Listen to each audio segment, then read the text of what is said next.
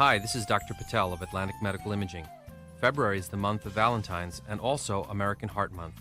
It's a good reminder of the importance of monitoring yours and your family's heart health.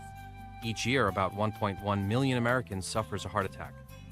At Atlantic Medical Imaging, we perform a revolutionary imaging exam called coronary CT angiography, a dramatic breakthrough in the detection of heart disease. Coronary CTA is a non-invasive imaging technique used to visualize disease in the coronary arteries, the source of heart attacks and sudden death. Atlantic Medical Imaging is a world leader in coronary CTA. We have the largest case experience in coronary CTA anywhere. With a supporting staff devoted to your dignity and health, our board-certified radiologists are dedicated to bringing you the most advanced medical imaging in the world. Call the imaging experts at 609-677-X-ray and visit us on the web at atlanticmedicalimaging.com. Atlantic Medical Imaging. Experience you can trust. Toyota of Vineland, family owned and operated for over 30 years. We have the cars and trucks you need at the price you want. South Jersey's positive radio station is Pop FM 99.9 Power of Positivity, with local news, weather, and events in Gloucester, Salem, and Cumberland. Streaming online at popfm999.com. On Pop FM, you have the power to keep it positive.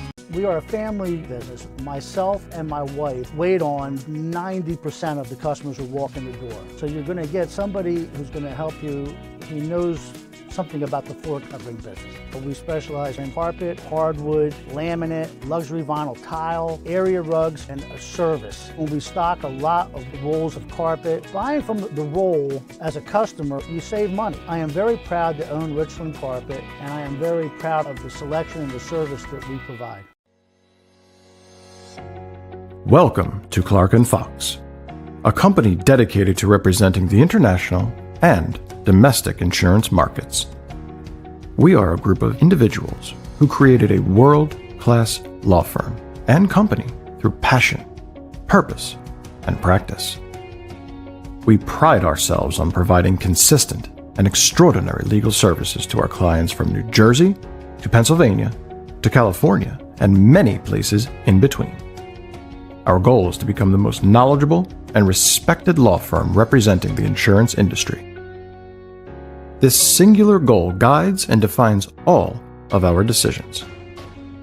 If you wish to join the Clark & Fox team, either as a client or member of our firm, please reach out to us.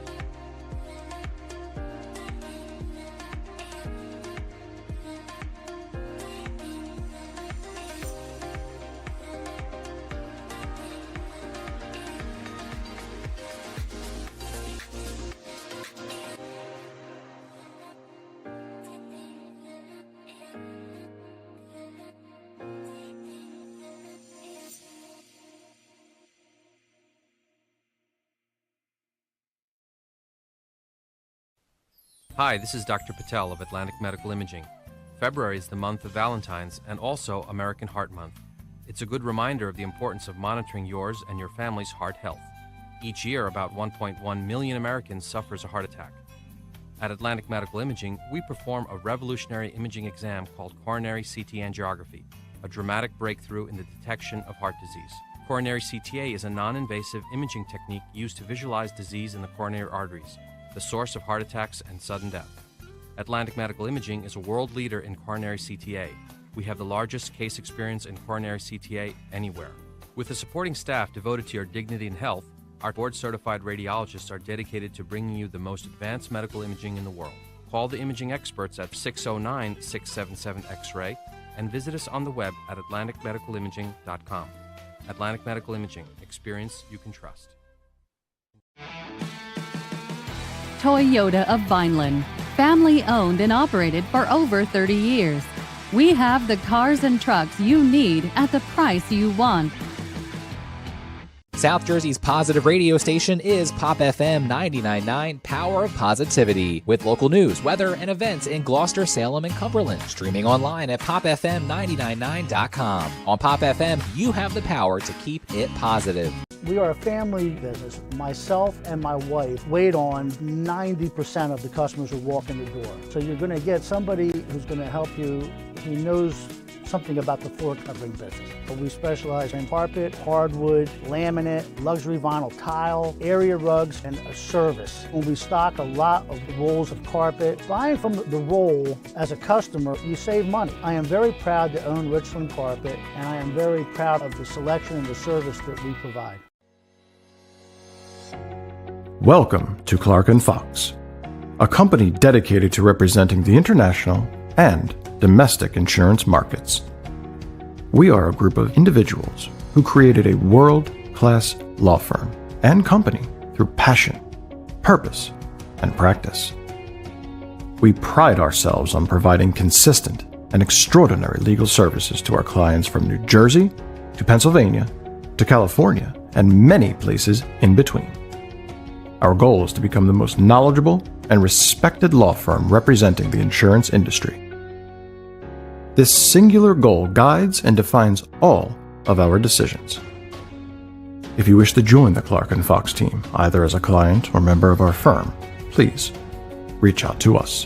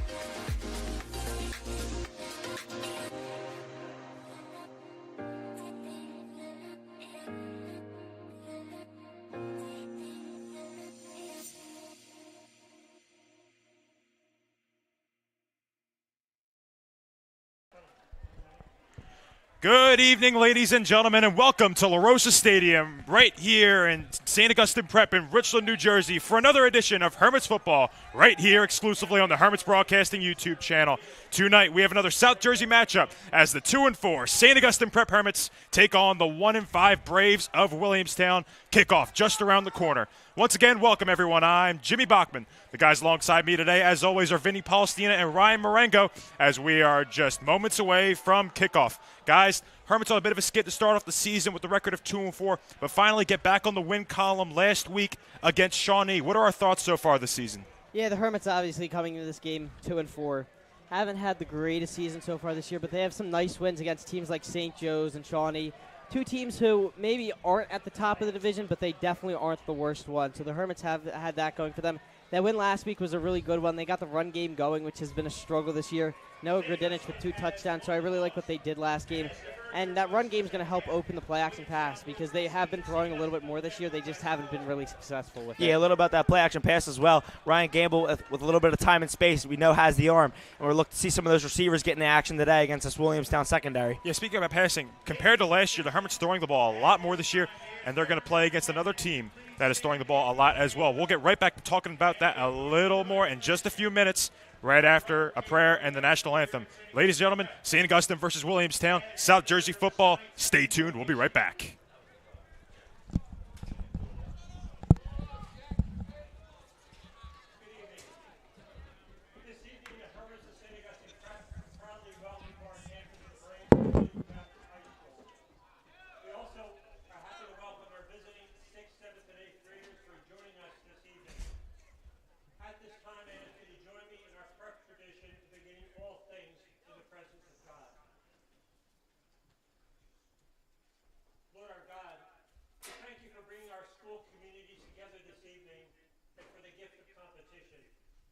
Each day you ask us to respond to you by being our best. We ask you to bless our athletes, our coaches, and our officials. We thank them for pulling us to excellence, and we pray for the safety of all. In a special way this evening, we remember those who are impacted by the recent hurricanes, and for the many in our country who are generously reaching out to serve them. May they have the respect of each one of us. We also remember the many whose goodness has allowed us to enjoy this evening, and who continue to remind us that we do not walk alone. In the time we enjoy this day, and the strength that we gain from being with one another, bring this world closer to you. You have made us for yourself, O Lord, and our hearts are restless, so they rest in you. St. Augustine, pray for us. In the name of the Father, the Son, and the Holy Spirit, amen. We ask that you remain standing. Gentlemen, please remove the headgear. In the honor of the United States of America and all those who defend our nation at home and abroad, with the playing of our national anthem by St. Augustine Prep seniors James Hall and Chris Clayton.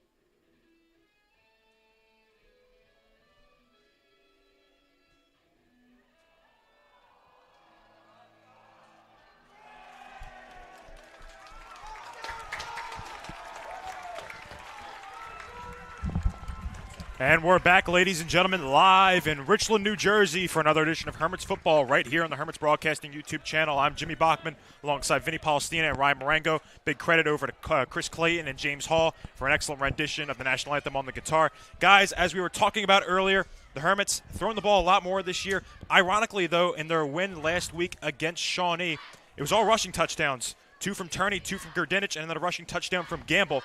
So how do you think they're going to approach this game?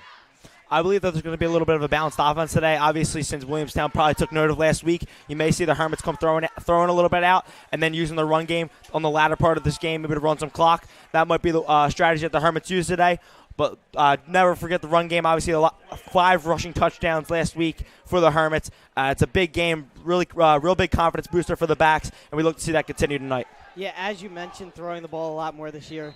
That's going to happen when you don't have someone like Kanye Udo in the backfield carrying this Hermits team. So they're able to spread the ball around a little bit more, get the ball to different playmakers. That's what they've been able to do this year. And I believe this Hermits team is at its best when it's able to spread the ball, keep a balanced offense, and get the run and pass game going. The Hermits won the coin toss, elected to defer to the second half, so we'll see their defense come out first.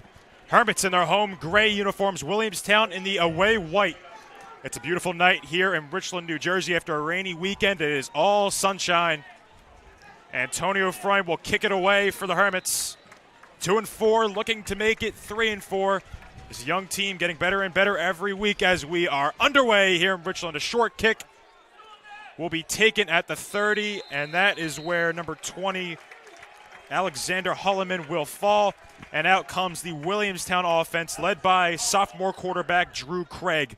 Bit of a loose cannon so far this year, throwing the ball a lot. 1,003 yards with 4 touchdowns, but along with 8 interceptions. So even though this Williamstown team's going to throw the ball, the Hermits got to be ready because there could be some turnovers coming their way. Absolutely. The secondary has to be alert at all times, obviously, with Craig at quarterback. Craig in the shotgun, 4 receivers out. He will throw on first down, a check down over to his running back, who's going to get a few yards, but not much when he is taken down near the sideline. That's number 8, Zach Zerby, the junior. And that throw play right there was no surprise. Throwing the ball 138 times coming into this game. That throw was 139. They love to get the ball out in space, as this is a little bit of an undersized team, obviously, coming into this game without a winning record. So they're going to try and get the ball out of space, use some speed. Williamstown moving quickly, 2nd and 9. Another check down over to the running back. This time, flag is down. He's going to get a nice gain. It might be coming back. That's number 3, Julian Noel. Other than the flag, quick to note on those first 2 downs, 2 check downs to the running backs there. Zach Zerby, who's also the number 1 rusher this season, has 357 rushing yards and 5 touchdowns. Look to see these running backs getting involved early, especially because Drew Craig, 90 for 138, actually has a pretty good completion percentage on the year. So look to see a lot of these short passes used in the Williamstown offense today. And the same thing, a lot of guys catch the ball for this Williamstown team as well. Over 5 guys with over 5 receptions so far this year. So it's not just one guy you got to keep an eye out for. Same formation after the penalty. 2nd down and 13 this time. It'll go out to Zerby once again. Looking for somewhere to go, and he's going to be taken down, a gain of a few. So it'll be 3rd and long for this Braves offense. So far, 3 passes, 3 checkdowns to the running back.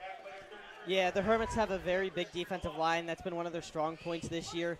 So you can see Williamstown just trying to get the ball out in space to Zerby, one of their best playmakers, without him having to deal with that defensive line. Smart game plan to start off the game. Zerby so far this year on the ground, 81 rushes for 357 yards and 5 touchdowns.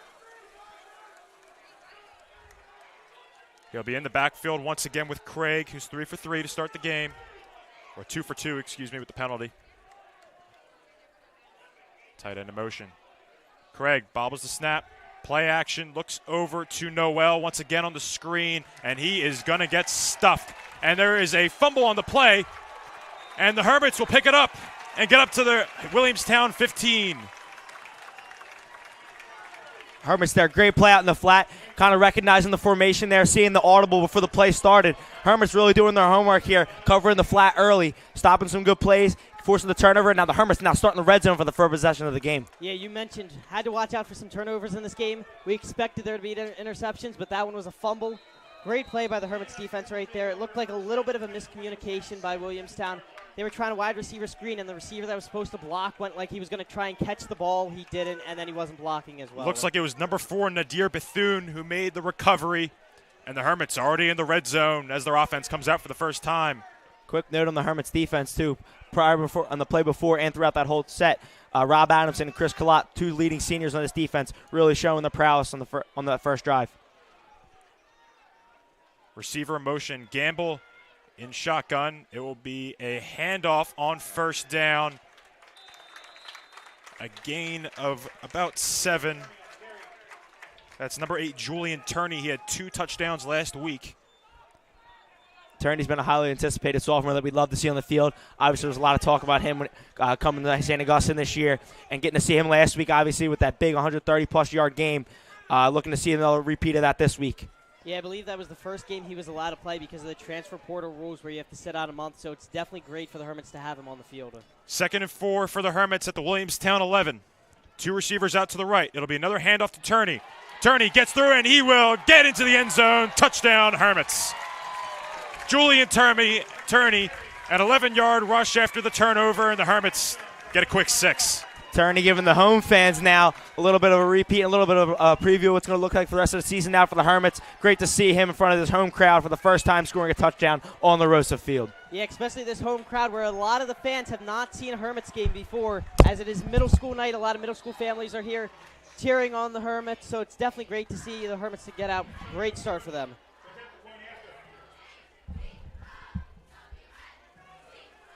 Antonio Freund with the extra point. Kick is up, and it is good. So the Hermits defense forces the turnover, and the offense takes advantage of it easily. 7-0 the score. Great job by the Hermits. They're capitalizing on that first drive. It's great to get out early, especially as they didn't start with the ball on the kickoff. They want to hope to keep that up the rest of the game here, keeping the scores up and playing well in defense. Like you said, that's going to be their staple here. And especially, don't you think, against the Williamstown team, who's 1-5 on the year, really struggling, coming against another opponent who's not had a great season, at least on the record, thinking, all right, this is a game we have a chance to win. And for the Hermits to come out there and force a turnover and score a quick touchdown, that's got to really be a momentum killer, don't you think? Yeah, especially with the Hermits coming into this game with a ton of momentum with their big win last week. The start of this game, the first 5 minutes, just being able to score a touchdown that quickly is an absolute necessity. It hurts the Williamstown morale. They're going to be a little down on themselves coming into this 1-5. They thought they were going to be able to stay in this game a little bit more. So that's just a great job for the Hermits to start off this game. Freund to kick it away again. Zerby all the way back in the end zone to return. Once again, another short kick. Fair catch called. Oh, it's dropped, but luckily picked up. Close call there for number 20. That's Holloman again. Yeah, it looked like Holloman had a little bit of trouble with the short kick on the last kickoff, too. He had to fall on it, wasn't able to grab it, get any extra yards afterwards. That short kick is something the Hermits haven't really used this year, but they have struggled on their kickoffs, lighting up some big returns. So that looks like they're going to be able to try that, try and not give up those big returns, even if it means sacrificing a couple yards of starting position. Williamstown will start their second drive on their own 31.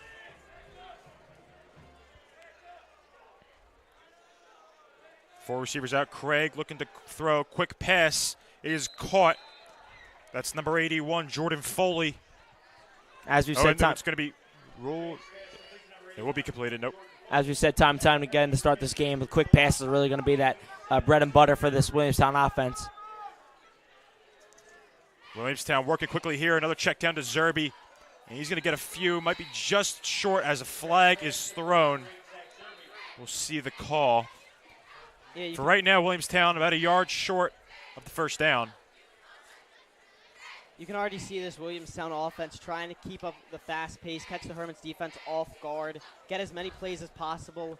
It looks like they're going to be using that the entire game as they did a no-huddle offense right there. Yeah, quick tempo looks like their strategy here against the Hermits. Hermits have to recognize that on defense, be able to get together, get in formation, and recognize what the offense is planning, especially as they're moving down the field so fast. It's going to be a personal foul on the Hermits, so 15-yard penalty, an automatic first down for Williamstown. Get a big break right there. Yeah, Williamstown now entering St. Augustine territory for the first time this game. Now be at the Hermits 45. Williamstown, this offense working quick as well. We saw really only took about 15 seconds to get it back up to the line of scrimmage for second down. Some pre-snap motion. It'll be a handoff for a pretty good gain on first down as another flag is down. That run by Harold Hill. A lot of flags to start off this game. A little sloppy by both teams. Hopefully they ease into it. Never want to see a lot of flags thrown. It just disrupts the momentum of the game. Looks like this one's going to be on Williamstown. It's a hold. 10-yard penalty. Especially as that high-tempo offense is kind of being used by Williamstown. Look for some of these guys to get tired, maybe some sloppy plays, Vinny said, on both sides as guys will be pulling at each other, kind of tugging, just trying to make the play happen, but getting a penalty in the process. And you can see this Williamstown offense. They utilize sort of like a modern West Coast offense, trying to get those players in space, not really running the ball straight up the middle. And that's something that Williamstown is going to need to implement if they want to be able to catch the Hermits off guard. Four receivers out. Another quick pass over to Noel, and he is not going to – he's going to lose a yard on first down. So once again, this quick little check down to the running back just not working. Williamstown keeps going to it. The Hermits have really read it well. Yeah, this Hermits defense starting to recognize it. Vincent Isom on that play read it like a book and was already out in the flat chasing the running back by the time he caught the ball. Great look out there by a D tackle and DN on the Hermits defensive line. Obviously getting into space, getting through the line, and running out there. Second and 21 now. Pass is caught. Decent little gain there. It'll still be third and long. Anthony Lantain, number 88, with the catch. So once again, we see multiple guys on this drive. Lantain, Foley, Zerby, Noel, all having receptions.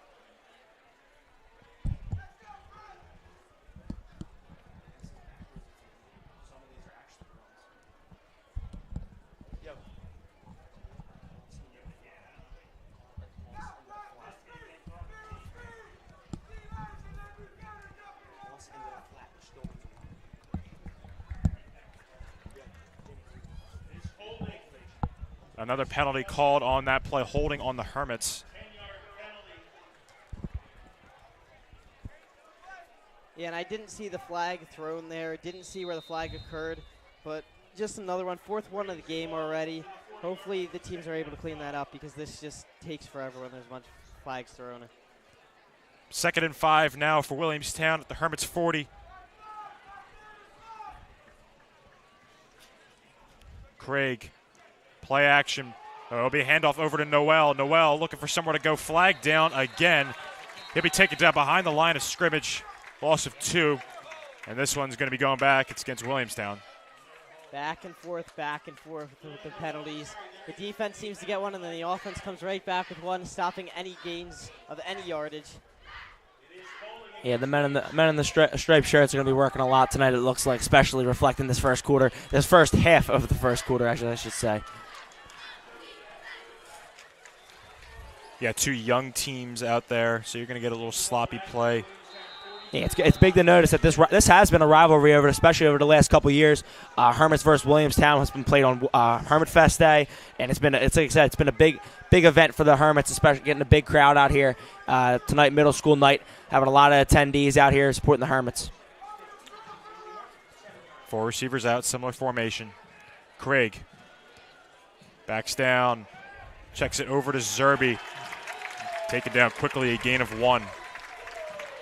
And you got to wonder when the Williamstown offense is going to start airing it out as the Hermits defense is starting to key in on these little checkdowns. They average about 11 yards of completion, so they obviously don't throw all checkdowns, so they're going to try and get the ball more downfield at some point this game. Yeah, Jim Buzia there reading that in the flat there. Even the linebackers are getting involved in that pass game looks, especially to Zerby. Zerby's been their main guy catching the ball and moving the ball, getting them progressive yards. So watch out for him for the rest of the game here. So it will be 3rd and a mile, 21 yards to go for the first down. A little over 6 minutes left to go in this first quarter. It's important to know that Williamstown was in Hermits territory at one point on this drive, considering their penalties that the Hermits got, but driving them back some negative yardage plays. And we're going to have a timeout called by Williamstown. And it seems like there was a little bit of miscommunication right there between the Williamstown coaches and the players. They couldn't really get a play set up. Took a while for them to get to the line. Exactly. Once again, if you're just joining us, I'm Jimmy Bachman alongside Ryan Marengo and Vinny Palestina. Hermits football here on HBC. Good start here for Prep. Force a fumble on Williamstown's first drive and quickly a Turney touchdown.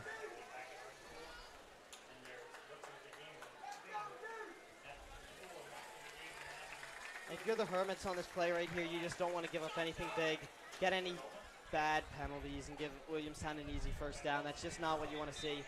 Yep, just got to play smart. I think that's all you're focused on right now. Just make the tackle, nothing extracurricular. Yeah, other than the penalties, the Hermits defense has played strong this game, so it really has just been the flags flying for both teams that's really been stopping them.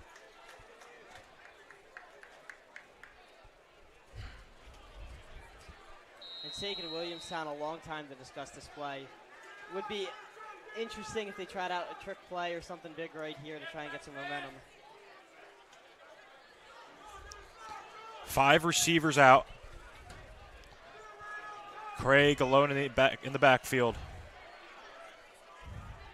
Takes the snap, drops back. Craig, pressure coming quickly, and he is taken down. The entire Hermits defensive line there collapsed on Craig, led by Rob Adamson, our star senior. It's great to have him back after the first couple of games he missed. Stud performance last week against Shawnee and showing it tonight as well. Adamson, his 2nd sack of the year. And they only rushed 4 there, and they were still able to collapse in on the quarterback in about half a second, it seemed like. Great job by the entire Hermits defensive line, especially Rob Adamson, able to get that sack without bringing any extra pressure. It'll be Lantain to punt for Williamstown. Christmas and McClare back to return. That is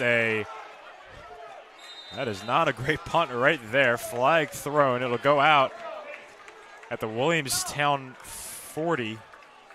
And unsure what the flag could be on right here, but that was just a shank of a punt. Went straight up in the air. Never got any momentum on the punt.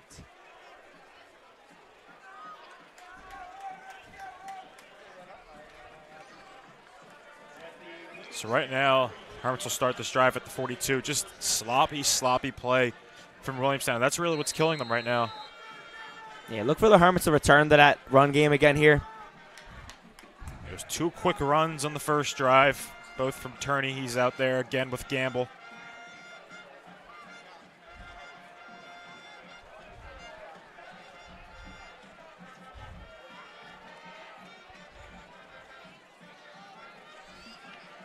A little over 5 minutes left to go in the first quarter. First down, it'll be a handoff to Turney again. Gain of 2 when he's taken down at the 40.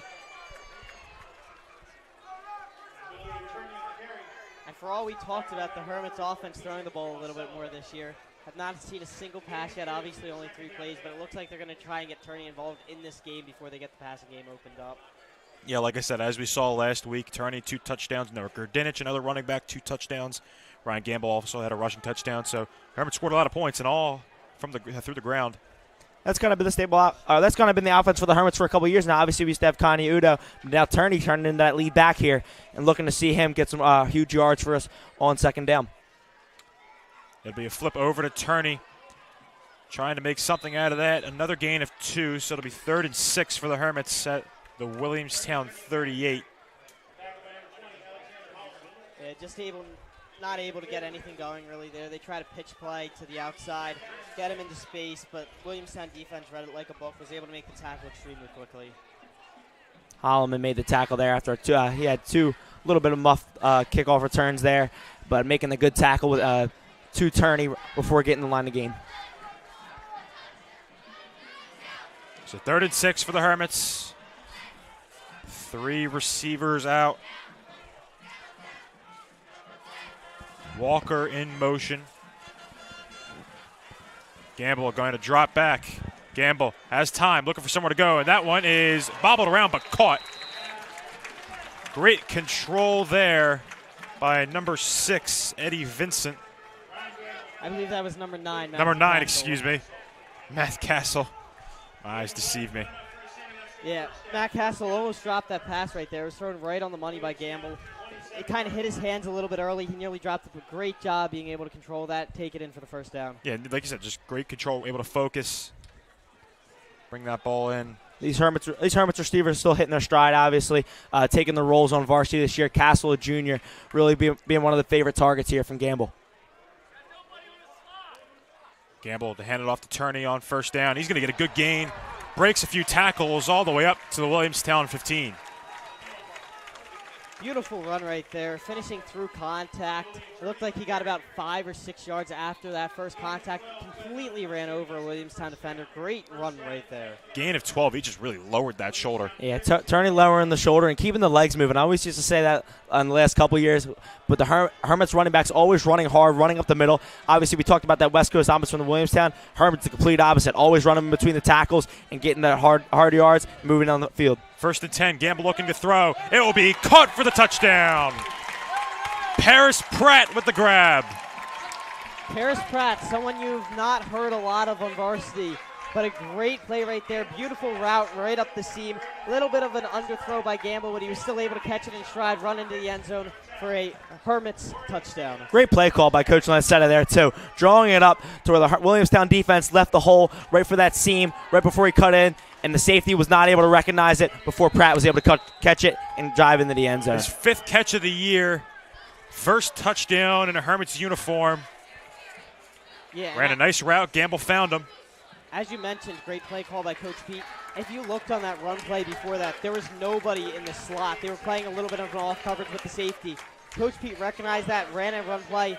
Williamstown went into the same defense and just called a play right up the seam before the safety was able to react. Fantastic play call. I also want to recognize right now, especially we always talk about the run game for our running backs for the Hermits, but the pass blocking there was amazing for Gamble. He had time in the pocket on both throws. Gamble was able to sit in the pocket, go through his reads, and deliver the ball perfectly. Great job by Gamble. Great job by the run game, and great job overall by that Hermits offense on that drive. I like the trust there. First down, Coach Pete letting Gamble throw the ball. Definitely shows that he's developing through the year.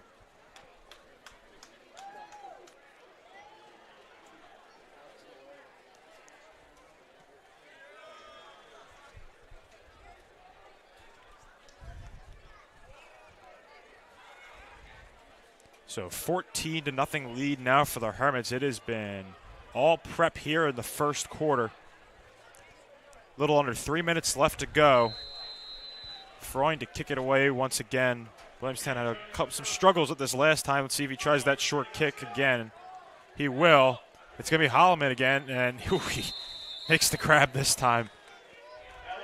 If I was the Hermits, I'd keep kicking it to the same exact spot, same exact person. He's had some struggle catching these kickoffs right here, and he obviously doesn't line up back, so he's probably not been practicing the kickoffs, not really used to it, and you can definitely tell. He's dropped one of them, had to fall on one of them, and nearly dropped that one there. So this Williamstown drive will start at their own 25. Hermits look to continue dominant on defense. Obviously, this is Williamstown third drive. That big 0 on the board, looking to end the first quarter with that same score. 4 receivers out. Noel in the backfield. It'll be a play action over to Zerby on the right side of the field. Breaks a tackle.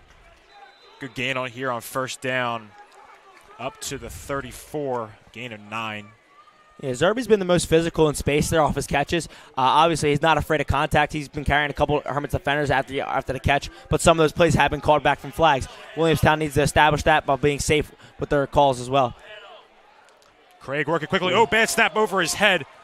Noel will fall down on it. So another big mistake. And a fantastic job by Noel right there just to be able to fall on the ball. Could have been disastrous for Williamstown, already down 14 points. 13-4 now for Williamstown. A loss of 13 on that bad snap. Under 2 minutes left to go in the first quarter. Yeah, something to notice with this, with some of the faults and the flags and the bad snap is that this fast offense, high-paced offense, is going to come with some bad plays. Right now, it's kind of every other play for Williamstown, and they need to correct that heading for the rest of this game. Craig, quick slant there to Lantane. Could not connect, so it'll be fourth down. Yeah, and beautiful coverage by Nasir Christmas. Gave him absolutely no space right there on the slant route. Was all over it, able to knock it down before the receiver even got in position to catch it. So Lantane will be back there to punt it again. McClear and Christmas to return for the Hermits. See if the Hermits want to bring a little pressure here. Lantane able to get it off. And the Hermits will let it drop, and it will go out of bounds at the Williamstown 49. And that's where this next Hermit drive will start. They're 2 for 2 so far today, 2 touchdowns on 2 drives. And something we haven't really mentioned so far, but the field position the Hermits has had to start these drives. They probably have an average field position of about their Williamstown's 40-yard line, because they had the one right next to the red zone, this one right here, and the other one just inside their territory. Field position, obviously, if you're getting it close to midfield, you got great starting point, and you're able to get more points off of those drives. So out comes Gamble in the offense once again. Paris Pratt with the reception for the touchdown on the last drive.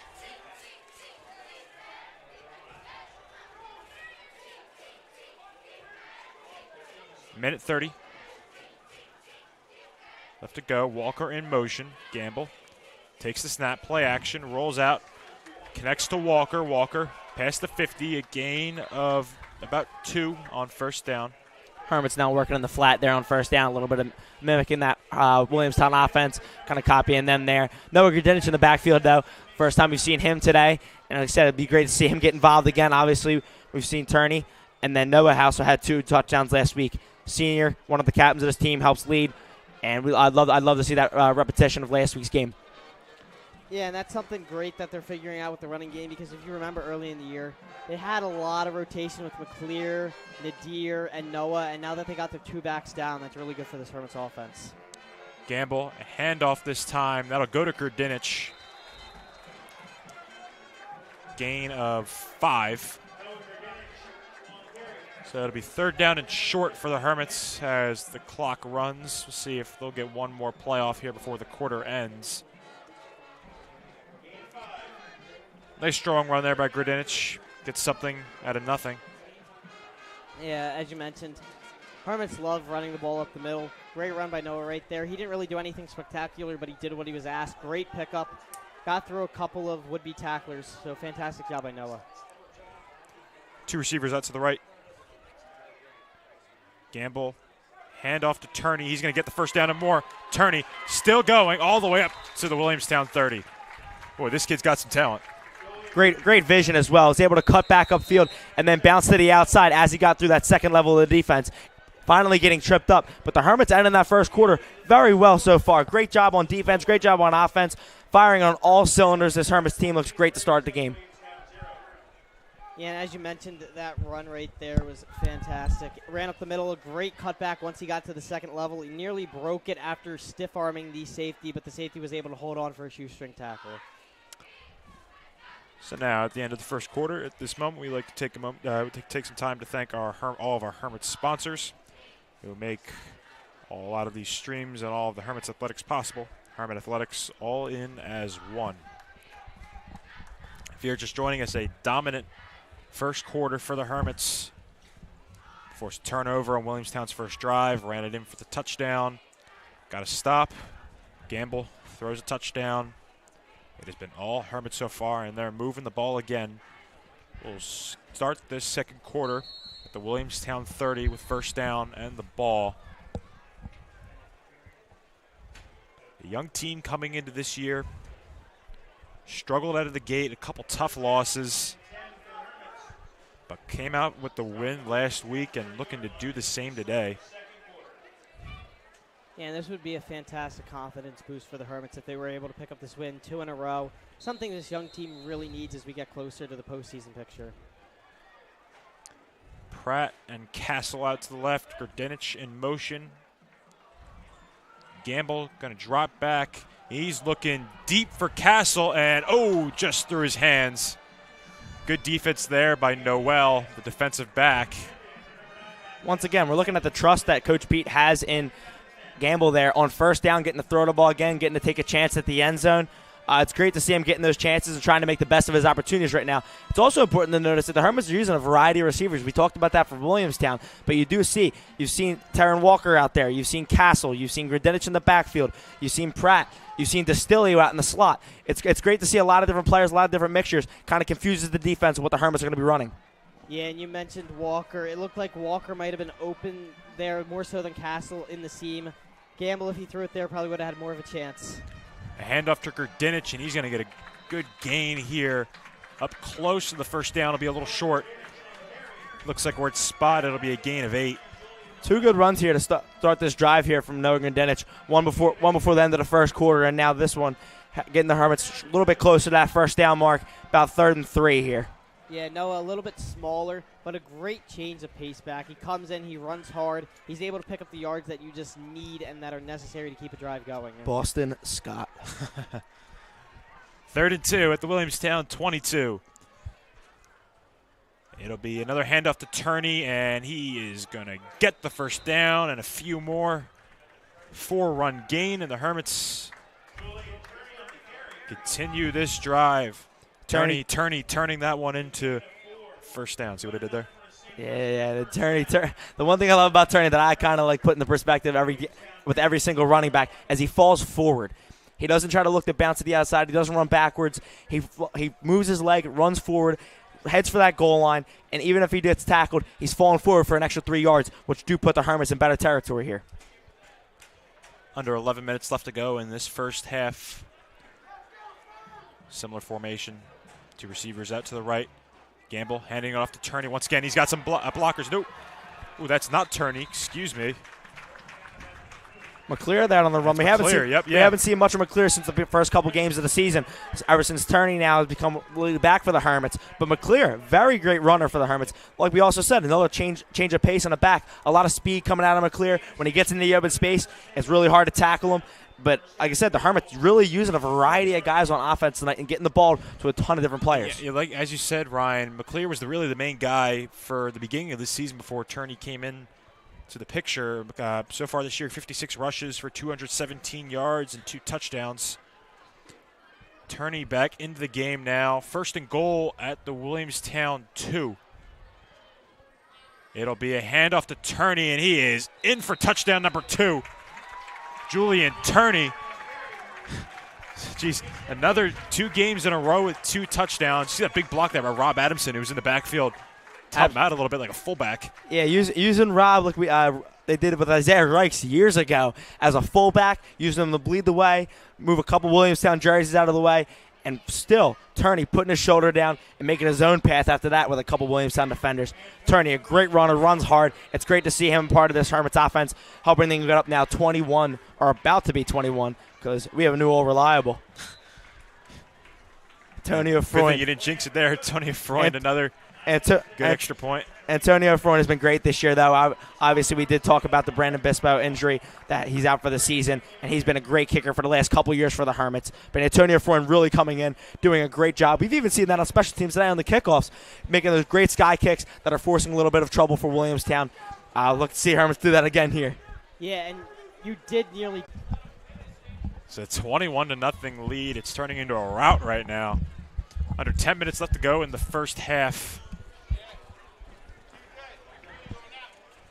And if you're the Hermits, you couldn't have pictured a better start. Other than the penalties, they've played almost perfect on defense and almost perfect on offense.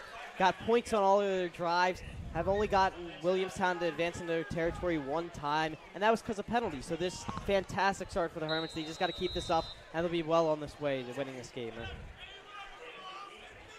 Freund to kick it away again. Let's see if they try to do the same thing, and they do. Flag thrown. Looks like somebody might have jumped a little early.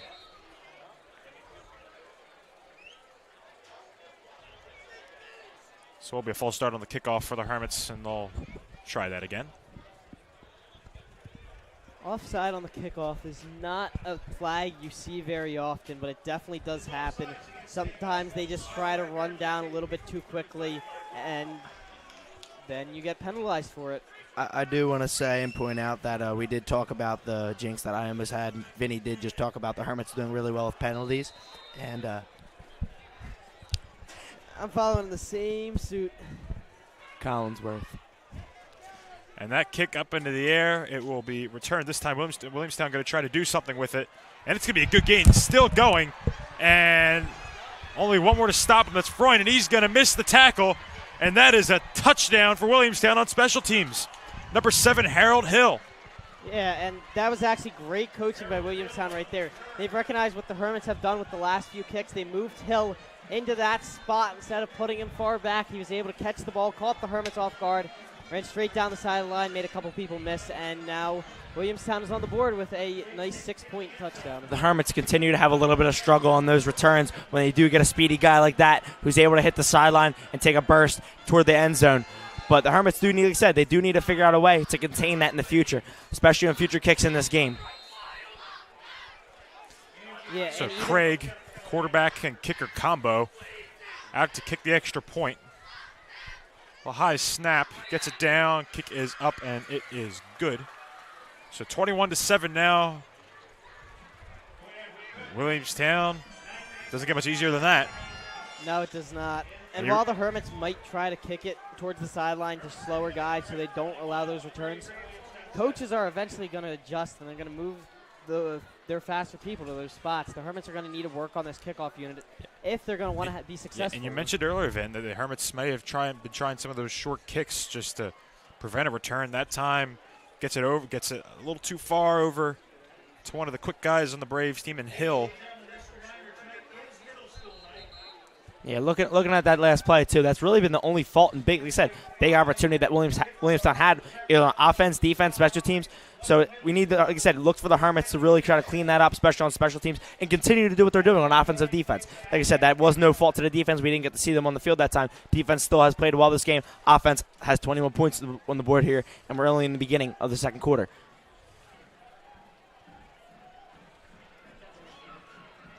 So Craig to kick it off for the Braves. Seeing if that can get a little momentum for his team.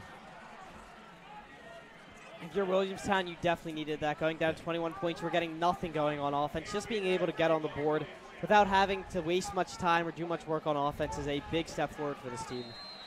Well, now if you're Williamstown, you need to stop. So far, they have had no answers for this Hermits offense as an onside kick. And it is returned by Williamstown, was it? I think Williamstown got it. It was. Some trickery on special teams. Williamstown Man, the special teams is really carrying it for them right now, and that's going to be another error for the Hermits. Yeah, special team woes for Williamstown in the beginning have really turned into their strength here in the second quarter. Obviously capitalizing on that touchdown, literally a play ago, and that now getting the onside kick. Williamstown offense now coming out here. Hermits defense now looking to get their shot and getting that ball back to the offense, getting another score on the board. They really just caught the Hermits off guard right there, just weren't ready for it. Yeah, the last two plays, obviously we talked about Hill getting moved up into that position for the return, and then on that time, catching them off guard on the kick. Craig flips it over to Zerby. Nice one-handed catch. It'll be a loss of 2, but able to come down with that one. Probably should have let that one go, not get a loss of yards, but still a fantastic catch, one-handed, right when he was about to get hit. Great job holding on, but he probably should have let that one go. Yeah, these little flat tosses and these quick screens from Williamstown are kind of getting a little predictable for this Hermits defense. The last couple times we've seen them getting stopped early and often. So 2nd and 12 for the Braves at the Hermits 47. Williamstown really needs to capitalize here. Craig, low snap, looking for somewhere to go, going to take it himself. He's going to run and gain 5 there, so it'll be 3rd down and 7. Good job there, avoiding the sack and getting some positive yards. Asher Jenkins, they're actually saving a bigger gain now, coming back off the line, chasing down the quarterback. Great job by Asher. He's actually been a pretty big part of this defense for the last couple of years now. And he both at linebacker and defensive lineman.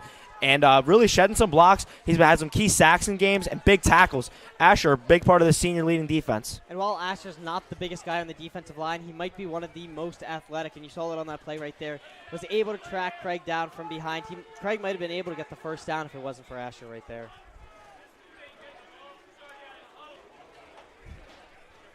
Clock running, 8 minutes left to go in this half, and whistles blow, and we're going to get another timeout for Williamstown. That's the second they've used. So they'll have 1 remaining for this half.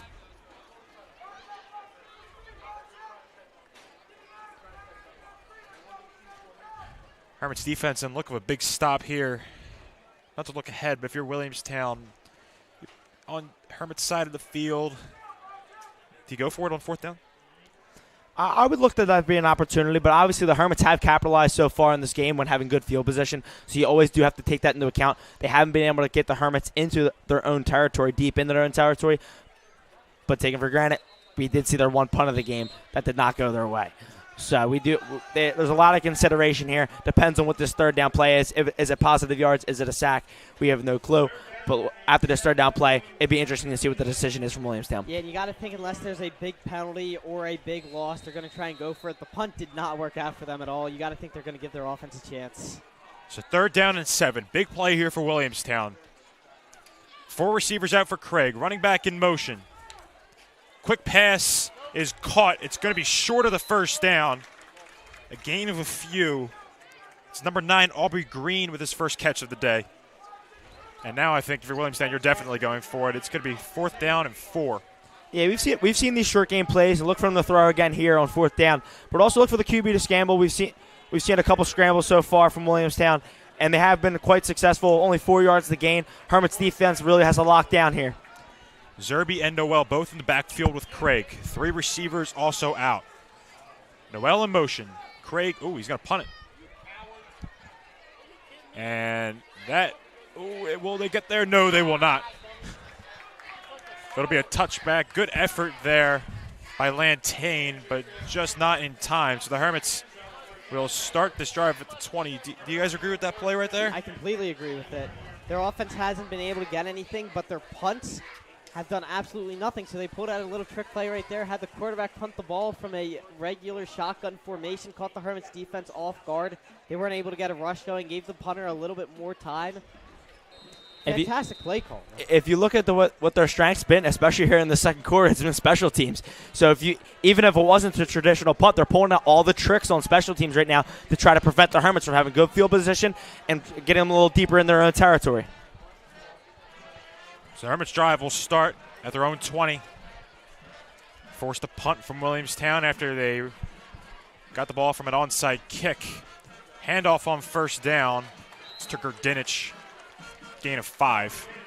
Yeah, big part of Grudinich's game is running low, too. Like we said, it really isn't noticeable, but he does put his shoulder down, and he does run for extra yards, always falling forward, always getting extra yards on the play, wiggling his way through the defense, making that way to the second level where he's really able to use his speed. And if you've ever heard the term get skinny in the hole, that's exactly what Noah does. It helps a little bit. He's a little bit smaller than a normal running back, but he's able to get through every single hole and just fall forward for every extra yard. Gamble, another handoff, this time big gain for Grudinich. Breaks through into the secondary. Noah Grudinich all the way up to the Hermits 48. After that first breakthrough from the line, a little bit of wiggle there from Grudinich. And that speed, like I said, once he gets to that second level, he's able to get that little burst of speed before he gets to the safeties. And that's a great job by Grudinich on back-to-back plays there, using the best of his ability. And great job for the offensive line. A huge hole there on second down. Massive hole. I think I could have been able to run through that one. But again, fantastic job by Noah. He's looked really good here tonight. A couple of great runs. And we didn't really see him at running back to start off the season, so it's great to see him starting to get some more snaps, some more reps here. He really looks better and better each game. 6 minutes, 15 seconds left to go in the first half. Give it back to Grudinich, absolutely. Gets it into Williamstown territory, gain of 4 on that first down run. Hermits fighting for every yard right now, holding now to a 2nd and 6. But it's great to see, like I said, even these little 3-yard, 4-yard plays we've seen in the past from the Hermits over the years, and it's great to see this offense continue to work. As the Hermits run the ball up the middle, our offensive line stays strong, and little by little we get the first downs and move down the field while also cutting time now at 21-7. Yeah, and those runs up the middle, they opened up for like the play-action pass. It catches the defense off guard. We've seen it a few times. Turney back into the game. He'll get the ball on second down. He's going to break through for the first down and more. Up to the Williamstown 38. So really we're seeing a two-headed monster right here this game between Grudinich and Turney. Yeah, I wouldn't be surprised to see a little bit more McClear too. Obviously we've seen a lot of these running backs, but Turney, really, he had a couple runs now where if he doesn't get tripped up just by the ankles, he is taking that thing all the way. He's been looking great on his runs, really a tough runner, but his speed, I've been waiting to see his speed and for him to really break a big one. Hopefully we can see that on this drive. I wouldn't even call it his speed. It's just his burst and acceleration. As soon as he hits a hole, he is gone. He runs away from the defense, and if they don't catch him by the shoestring. Similar play. Turney gets the ball, gets stiff arm. Ooh, throws down a defender. Let's see if they gave him the first down. A little Derrick Henry action right there, if you saw what I'm talking about. He sat him down. The defense had nothing there. They couldn't do anything about that. He was sitting on the ground while Turney was still running, and Turney stopped, looked at him, and continued on his run. That was absolutely disgusting. Turney with a gross run there. I can't believe what I'm seeing from this kid right now. The stiff arms, the trucks, the shoulder. He's playing like an absolute power back, but still, like we said, has the acceleration to beat that speed back at the same time. Turning an all-around force right now, and the Williamstown defense can't handle it. 9-yard gain, so 2nd and 1 for the Hermits. At the 29, Gamble gives it back to Turney. Why not? And he's going to get another big gain, still trudging along. Took 4 white shirts to bring him down up to the 20. Turney, as you said, continues to move forward, keeps turning those legs. He gets extra yards, a couple extra yards after contact that most running backs wouldn't be able to get, and it really sets us up well. Keep getting first down after first down and keeps the drive going. Yeah.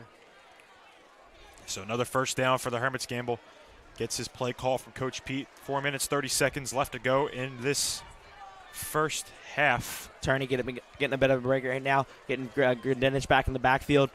2 receivers out wide. Grudinich looks like they got a one-on-one for one of these receivers. See if the Hermits want to take a shot here. Nope, give it back to Grudinich, and Williamstown read that one. They saw it coming, so Grudinich a loss of yards on first down. Hermits using a little bit of that draw play a little bit more on this this drive specifically, especially in the last couple of plays of Turney. Kind of read that one, did maybe expect it from Grudinich for them to read it, but they still did. Look for the Hermits like you just did. Like you just said, Jimmy, look for that pass, maybe that play-action pass now. Use that in the offense. Yeah, I mean, they just kept running up the middle until they decided to stop it. Finally did. We could see a pass right here.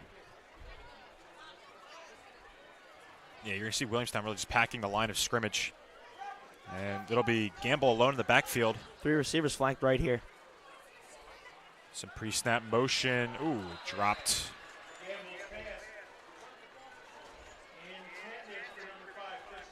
That one intended for McClear. Unable to bring it in. So it'll be 3rd and 12 for the Hermits. Tough one here. Yeah, and that was only McClear's, I believe, second snap of the game. Wasn't really warmed up. He got his hands on it, wasn't able to bring it in. Falls incomplete, but a good play call. It was just trying to get one of their playmakers out in the flat. Had a lot of blockers in front of him, 3 receivers on the same side. Just didn't work out. Hermits now facing adversity here with third down for one of the first times this game. Let's see how they respond. 3rd and 12. 3 receivers out. Walker in motion. Gamble drops back, looking, has time, and he's got Castle. And it'll be close to the first down. Looks like he's going to get it. Great play right there for the Hermits. I've just noticed this for the first time this game, but both catches by Castle today, he's running that vintage Nasir Hill comeback route on the outside, finding that pocket and the defense sitting there, and it's a great catch by Castle. Like I said, great hands. That's been one of Gamble's favorite targets so far this year. Yeah, and he plays almost like an Adam Thielen type receiver, such a route technician, finds the hole in the defense, gets open, gives him a great little area for the quarterback to throw to, able to make the catch just for the first down. Did you bring up Adam Thielen for a specific reason, man? There might have been a little. A run on first down to McClear, and he's got a touchdown. Sorry to interrupt you there, but Tristan McClear gets into the end zone. Flag thrown. Might be on the celebration. But the Hermits, their 4th touchdown of the game. Great run by McClear there. That was a very strong run, I should say, out of McClear. We've been talking about Turney the entire game, but there's the McClear run. I've been talking about him getting involved in that offense too. We talked about a 2-headed beast. We got a 3-headed beast right now in the backfield for the Hermits. All 3 of them getting huge gains and making this game a runaway right now for the Hermits. Now 21-7, and pending this extra point, a 3rd full score. Some sportsmanlike conduct on the prep after the play, so that'll be enforced on the kickoff. And I don't think that is the area where the Hermits want this penalty to be enforced. They have really struggled with the kickoff, and those extra yards do not help. Good snap, good hold for Freund. Kick is up, and it is good. So 28-7 for the Hermits. And we thought for a second Williamstown might be making a move. But the Hermits shut them down quickly. Yeah. 21-point lead. This Williamstown defense, they just can't get any stops. And if your defense is not able to stop the other opposing offense, you're not going to be able to win games like that. Yeah, now up 28-7. The Hermits, like we just talked about, have to be safe here on the kickoff. A little bit backed up. And then, like I said, we really do have to look to make sure we kick the ball in the right area. Like I said, if we return it to the same place we've been going all game, they might still can figure that out and use Hill again to his speed advantage. And I know we've been talking about the running game, but let's give some credit up to those big guys up on the line. Great blocking. We've seen really Turney and all these guys just getting so many open, like really being able to get into the secondary. I mean, that starts up front, really. The running back's doing a great job, but forcing all those holes. Yeah, this Hermits offensive line obviously creating all the holes. We've been talking about that, like I said, for a lot of this game, and it's been really impressive. And like I said, in the passing game too, we've even seen it open up for Gamble to have time in the pocket. That's been, like I said, a little bit of a struggle in recent years for the Hermits, and it's great to see Gamble being able to use the best of his ability and get the show off his arm. Yeah, and with the Hermits being a run-focused team, they don't really get much practice in pass blocking, so it's great to see this offensive line this year has been a lot better at it. Well, hold your breath here. It will be picked up by Hill again, who bobbles it. Hill gets by some defenders once again. Hill still going, and he'll be pushed out of bounds at the Williamstown 45. Yeah, Hermits there really looking for the bounce right there because Hill was almost ready for full acceleration there. Still got to the outside with a good stiff arm. Almost got Williamstown up to the 50-yard line midfield. Still in their own territory, but looking to get a little bit of a bounce back and cut this game in half. Yeah, that kickoff unit for the Hermits just does not look too good for night. Even that play right there, he almost bounced that out to the outside for a big gain. Good thing that there just wasn't enough room between the out-of-bounds line and he went out of bounds. 3 receivers out. Noel in the backfield. It'll be a toss to him in the flat. Noel. Gain of a few on first down. Yeah, one of the best observations I believe Vinny made so far is this West Coast offense. They really have not used anything in between the tackles tonight. Obviously fearful of that Hermits defensive line that's been so strong this year. But like I said, out in the flat, we've kind of recognized that, and a lot of these linebackers have been able to get out there quickly, recognize it, and get the tackles early. Yeah, the only problem is they've only utilized checkdowns. They haven't been able to get anything to the second level, and it's made this offense a little one-dimensional. The Hermits defense has been able to key in on it. I partially give credit to the Hermits defensive line for that. We've seen the 1 or 2 times Craig's tried to pass. Oh, there's a bad snap there. He's able to fall on it. Another time, issues with the snap for Williamstown. But yeah, guys, as I was saying, I mean, the few times that Craig's actually tried to drop back and throw, he's really only had a second or two before the Hermits defense is all over him. So that could be part of the decision. Yeah, it's probably why they're not running up the middle either. Their offensive line just isn't as big as this Hermits defensive line, and it's really shown so far this game. As you mentioned, that fumbled snap right there, that's the second one of the game. They had the one go over the head.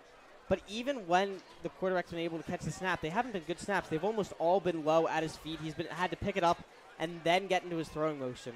Zerby back in the backfield. Craig finds Hill. Big hit there. That's Christmas with the tackle. Nas Christmas put the stick on a little bit. Nas Christmas with the hit stick there on the sideline. Obviously, the entire sideline getting hyped for that. Now 4th down for Williamstown, and it looks like the punt formation may be hitting the field once again. So a little over a minute. Hermits will call timeout to stop the clock. And it seems like Williamstown has mostly been targeting Nasir Christmas in the passing game, and it has not worked out for them. He's had a really good game, some great coverage on a couple plays. That hit stick right there. He's just someone that you really don't want to throw to. I think that's one interesting thing. We haven't seen Chris Collot. I haven't had to talk about him that much this year, but that's because teams aren't throwing to him.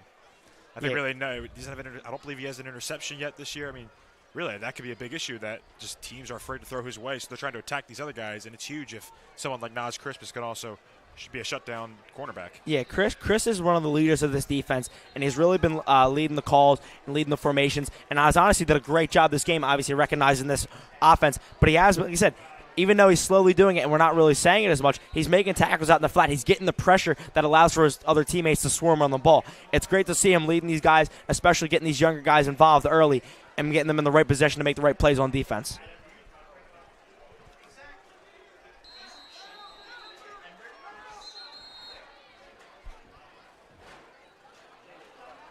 So right now, Williamstown in the formation to go for it, and they're going to call timeout to talk things over. Oh, St. Augustine's going to call timeout, excuse me. And the Hermits weren't in formation to defend there. They were to return the punt. Definitely expecting a punt right there. They sent out their punt unit, and Williamstown came in with their offense. Hermits had to waste a timeout right there, something they could use on offense with only 1:06 left in the half. Just a bit of a miscommunication. They definitely didn't expect them to go for it.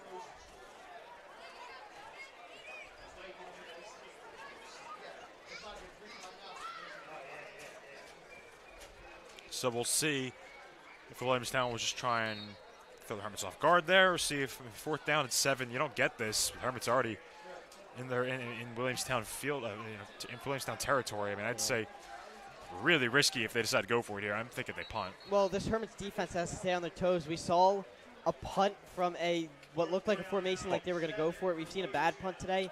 They could line up in a punt and go for it. They could line up and go for it and punt. You just got to stay on your toes. Especially when the guy who's going to punt the ball is the quarterback. Exactly. So Williamstown in the position to go for it, but as we said last time, they did punt from a similar formation. We'll see what they do here.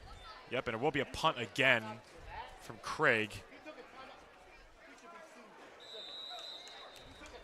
Picked up at the 20. And I think smart play there from Williamstown, making the Hermits use a timeout. So they only have one left, 59 seconds left to go in the half.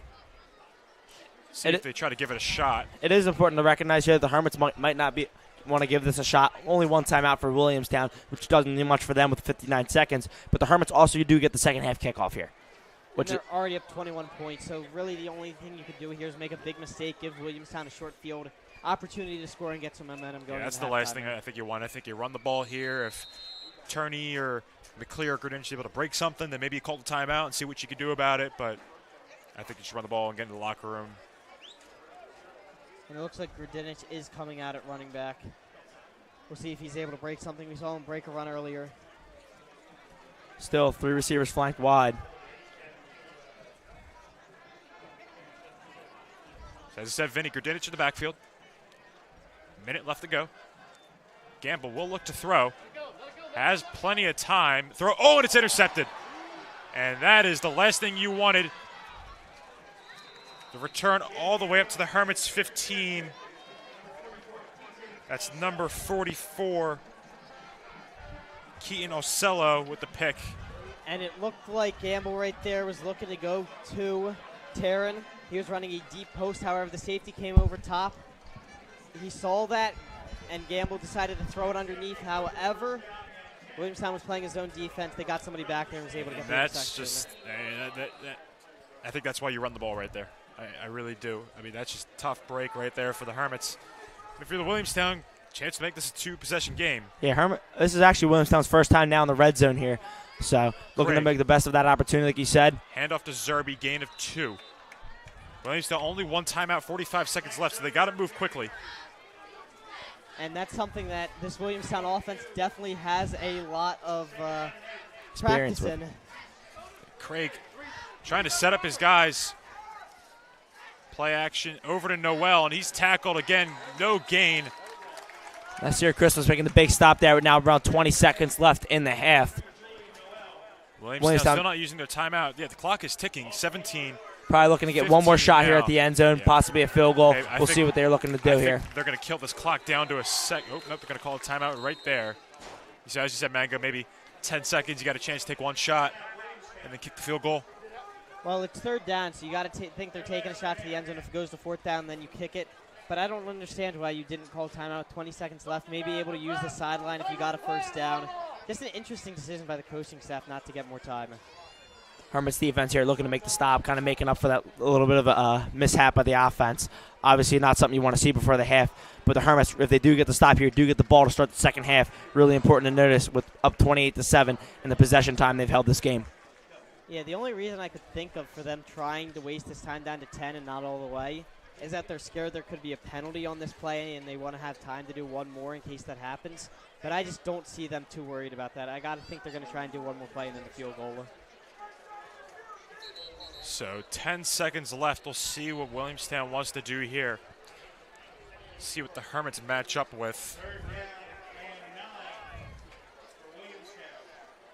Ball at the Hermits 14.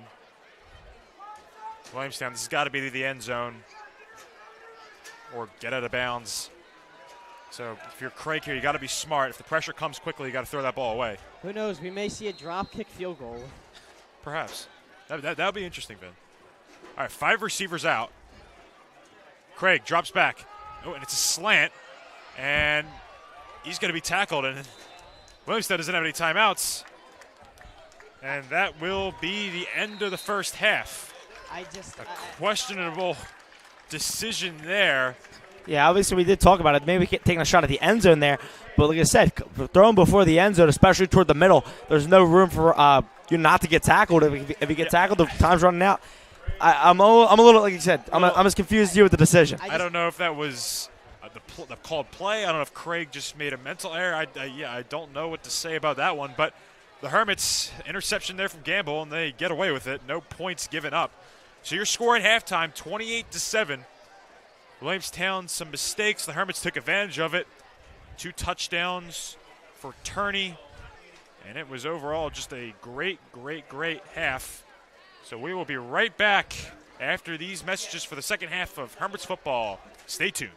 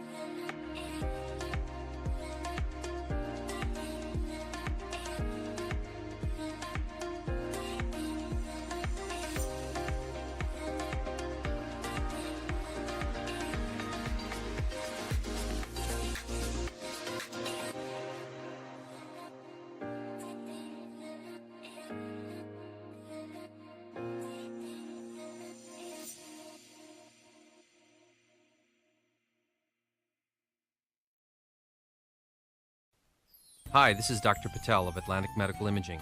February is the month of Valentine's and also American Heart Month. It's a good reminder of the importance of monitoring yours and your family's heart health. Each year, about 1.1 million Americans suffers a heart attack. At Atlantic Medical Imaging, we perform a revolutionary imaging exam called coronary CT angiography, a dramatic breakthrough in the detection of heart disease. Coronary CTA is a non-invasive imaging technique used to visualize disease in the coronary arteries, the source of heart attacks and sudden death. Atlantic Medical Imaging is a world leader in coronary CTA. We have the largest case experience in coronary CTA anywhere. With a supporting staff devoted to your dignity and health, our board-certified radiologists are dedicated to bringing you the most advanced medical imaging in the world. Call the imaging experts at 609-677-X-ray and visit us on the web at atlanticmedicalimaging.com. Atlantic Medical Imaging. Experience you can trust.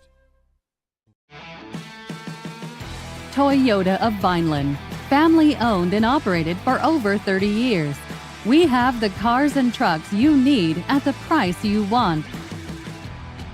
South Jersey's positive radio station is Pop FM 99.9, Power of Positivity, with local news, weather, and events in Gloucester, Salem, and Cumberland. Streaming online at popfm999.com. On Pop FM, you have the power to keep it positive. We are a family business. Myself and my wife wait on 90% of the customers who walk in the door. So you're going to get somebody who's going to help you.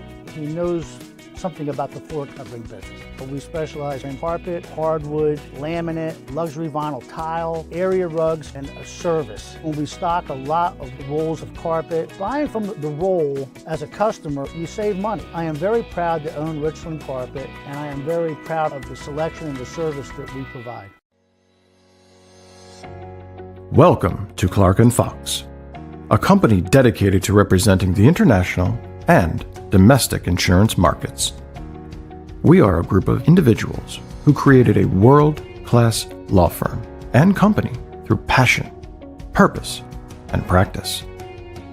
We pride ourselves on providing consistent and extraordinary legal services to our clients from New Jersey to Pennsylvania to California and many places in between.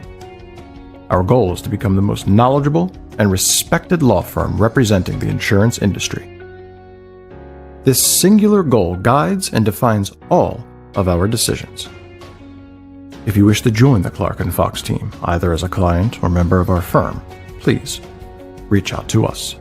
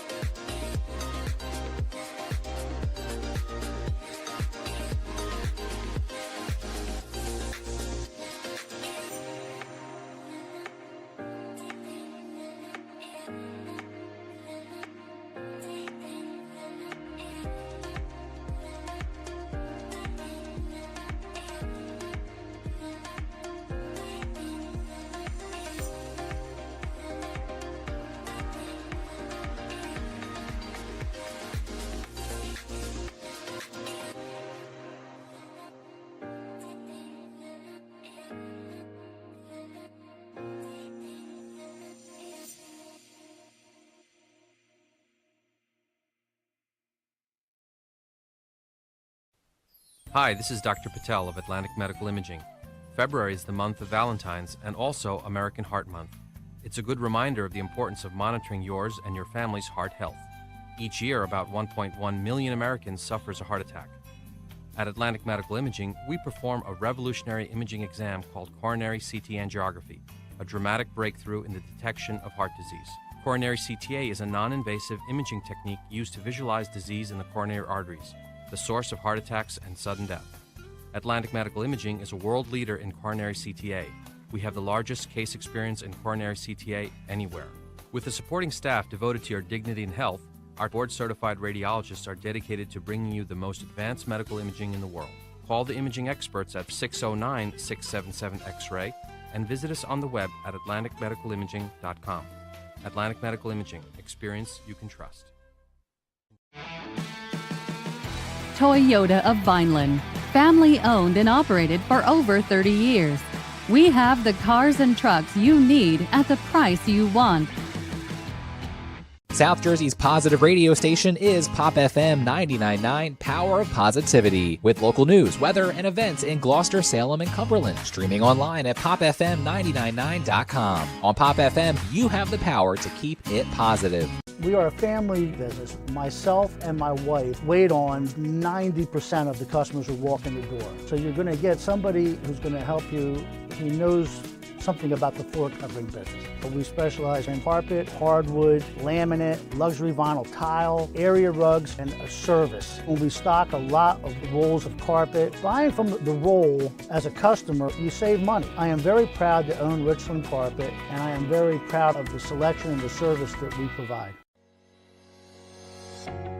Welcome to Clark & Fox, a company dedicated to representing the international and domestic insurance markets. We are a group of individuals who created a world-class law firm and company through passion, purpose, and practice.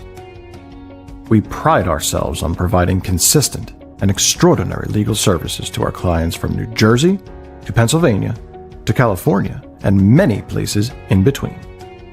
Our goal is to become the most knowledgeable and respected law firm representing the insurance industry. This singular goal guides and defines all of our decisions. If you wish to join the Clark & Fox team, either as a client or member of our firm, please reach out to us.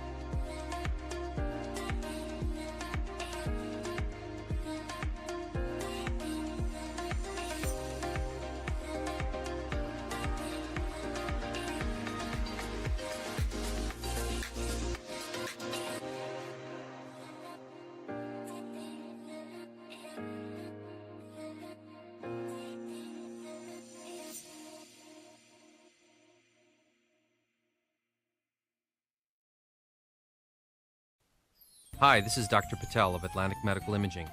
February is the month of Valentine's and also American Heart Month. It's a good reminder of the importance of monitoring yours and your family's heart health. Each year, about 1.1 million Americans suffers a heart attack. At Atlantic Medical Imaging, we perform a revolutionary imaging exam called coronary CT angiography, a dramatic breakthrough in the detection of heart disease. Coronary CTA is a non-invasive imaging technique used to visualize disease in the coronary arteries, the source of heart attacks and sudden death. Atlantic Medical Imaging is a world leader in coronary CTA. We have the largest case experience in coronary CTA anywhere. With a supporting staff devoted to your dignity and health, our board-certified radiologists are dedicated to bringing you the most advanced medical imaging in the world. Call the imaging experts at 609-677-X-ray and visit us on the web at atlanticmedicalimaging.com. Atlantic Medical Imaging. Experience you can trust. Toyota of Vineland, family owned and operated for over 30 years. We have the cars and trucks you need at the price you want. South Jersey's positive radio station is Pop FM 99.9, Power of Positivity, with local news, weather, and events in Gloucester, Salem, and Cumberland. Streaming online at popfm999.com. On Pop FM, you have the power to keep it positive. We are a family business. Myself and my wife wait on 90% of the customers who walk in the door. So you're going to get somebody who's going to help you. He knows something about the floor covering business. But we specialize in carpet, hardwood, laminate, luxury vinyl tile, area rugs, and a service. When we stock a lot of rolls of carpet, buying from the roll as a customer, you save money. I am very proud to own Richland Carpet, and I am very proud of the selection and the service that we provide. Welcome to Clark & Fox, a company dedicated to representing the international and domestic insurance markets. We are a group of individuals who created a world-class law firm and company through passion, purpose, and practice. We pride ourselves on providing consistent and extraordinary legal services to our clients from New Jersey to Pennsylvania to California and many places in between. Our goal is to become the most knowledgeable and respected law firm representing the insurance industry. This singular goal guides and defines all of our decisions.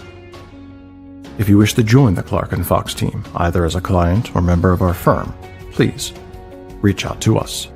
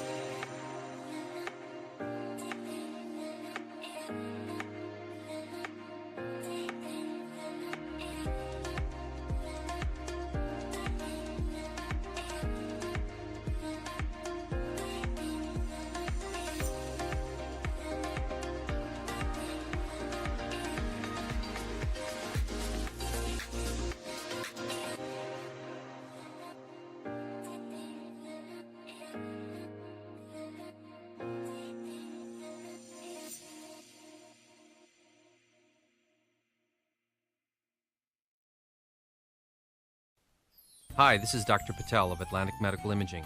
February is the month of Valentine's and also American Heart Month. It's a good reminder of the importance of monitoring yours and your family's heart health. Each year, about 1.1 million Americans suffers a heart attack.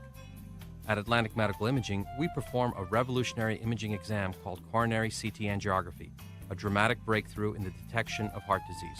Coronary CTA is a non-invasive imaging technique used to visualize disease in the coronary arteries, the source of heart attacks and sudden death. Atlantic Medical Imaging is a world leader in coronary CTA. We have the largest case experience in coronary CTA anywhere. With a supporting staff devoted to your dignity and health, our board-certified radiologists are dedicated to bringing you the most advanced medical imaging in the world. Call the imaging experts at 609-677-X-ray and visit us on the web at atlanticmedicalimaging.com. Atlantic Medical Imaging. Experience you can trust. Toyota of Vineland, family owned and operated for over 30 years. We have the cars and trucks you need at the price you want. South Jersey's positive radio station is Pop FM 99.9, Power of Positivity, with local news, weather, and events in Gloucester, Salem, and Cumberland. Streaming online at popfm999.com. On Pop FM, you have the power to keep it positive. We are a family business. Myself and my wife wait on 90% of the customers who walk in the door. So you're going to get somebody who's going to help you who knows something about the floor covering business. But we specialize in carpet, hardwood, laminate, luxury vinyl tile, area rugs, and a service. When we stock a lot of rolls of carpet, buying from the roll as a customer, you save money. I am very proud to own Richland Carpet, and I am very proud of the selection and the service that we provide. Welcome to Clark & Fox, a company dedicated to representing the international and domestic insurance markets. We are a group of individuals who created a world-class law firm and company through passion, purpose, and practice. We pride ourselves on providing consistent and extraordinary legal services to our clients from New Jersey to Pennsylvania to California and many places in between. Our goal is to become the most knowledgeable and respected law firm representing the insurance industry. This singular goal guides and defines all of our decisions. If you wish to join the Clark & Fox team, either as a client or member of our firm, please reach out to us.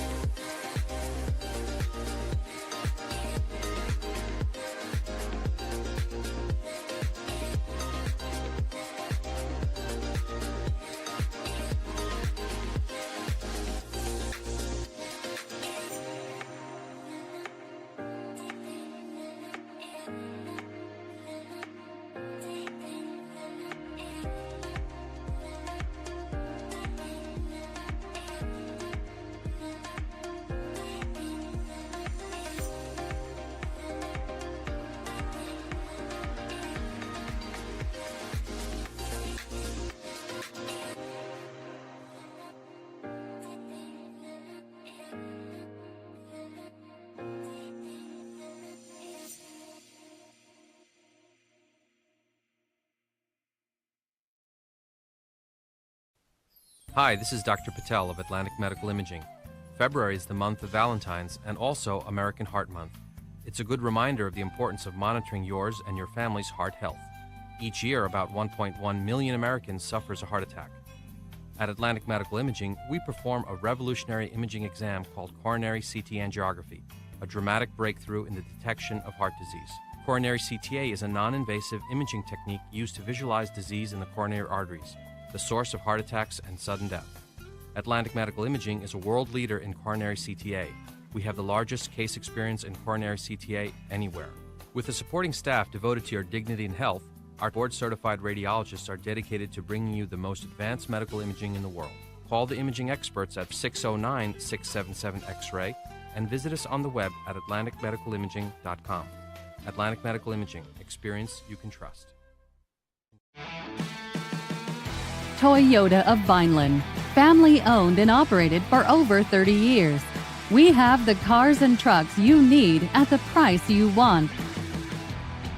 South Jersey's positive radio station is Pop FM 99.9, Power of Positivity, with local news, weather, and events in Gloucester, Salem, and Cumberland. Streaming online at popfm999.com. On Pop FM, you have the power to keep it positive. We are a family business. Myself and my wife wait on 90% of the customers who walk in the door. So you're going to get somebody who's going to help you who knows something about the floor covering business. But we specialize in carpet, hardwood, laminate, luxury vinyl tile, area rugs, and a service. When we stock a lot of rolls of carpet, buying from the roll as a customer, you save money. I am very proud to own Richland Carpet, and I am very proud of the selection and the service that we provide. Welcome to Clark & Fox, a company dedicated to representing the international and domestic insurance markets. We are a group of individuals who created a world-class law firm and company through passion, purpose, and practice. We pride ourselves on providing consistent and extraordinary legal services to our clients from New Jersey to Pennsylvania to California and many places in between. Our goal is to become the most knowledgeable and respected law firm representing the insurance industry. This singular goal guides and defines all of our decisions. If you wish to join the Clark & Fox team, either as a client or member of our firm, please reach out to us.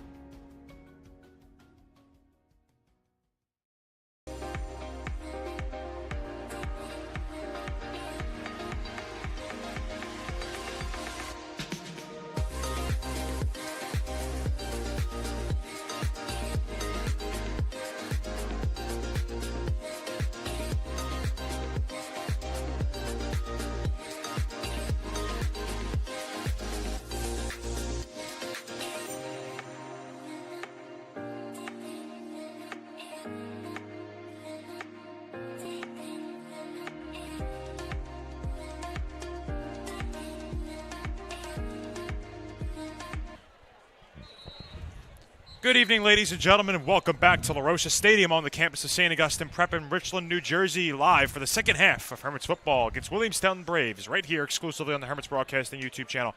Once again, I'm Jimmy Bachman alongside Ryan Marengo and Vinny Palestina. Guys, it was a great first half for the Hermits right now with a lead of 28-7. Vinny, you want to give us some of the stats from the first half? Yeah, so the biggest and most telling stat of this entire game is Williamstown has a total of 23 yards of offense. Just haven't been able to get anything going. Obviously, they've had some bigger plays than that, but the penalties have taken a lot back. The St. Augustine run game has been fantastic. Over 150 total yards.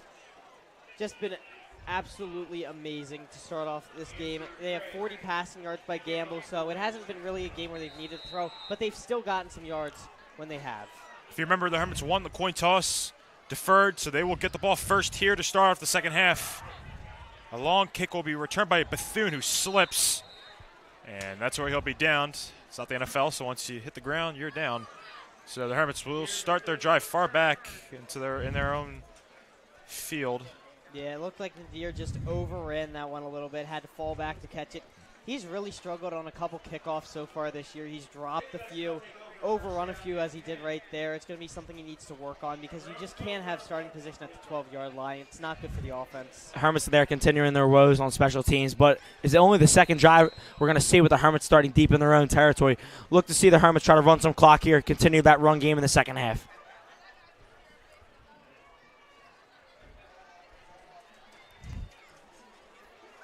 So Ryan Gamble back out with his offense.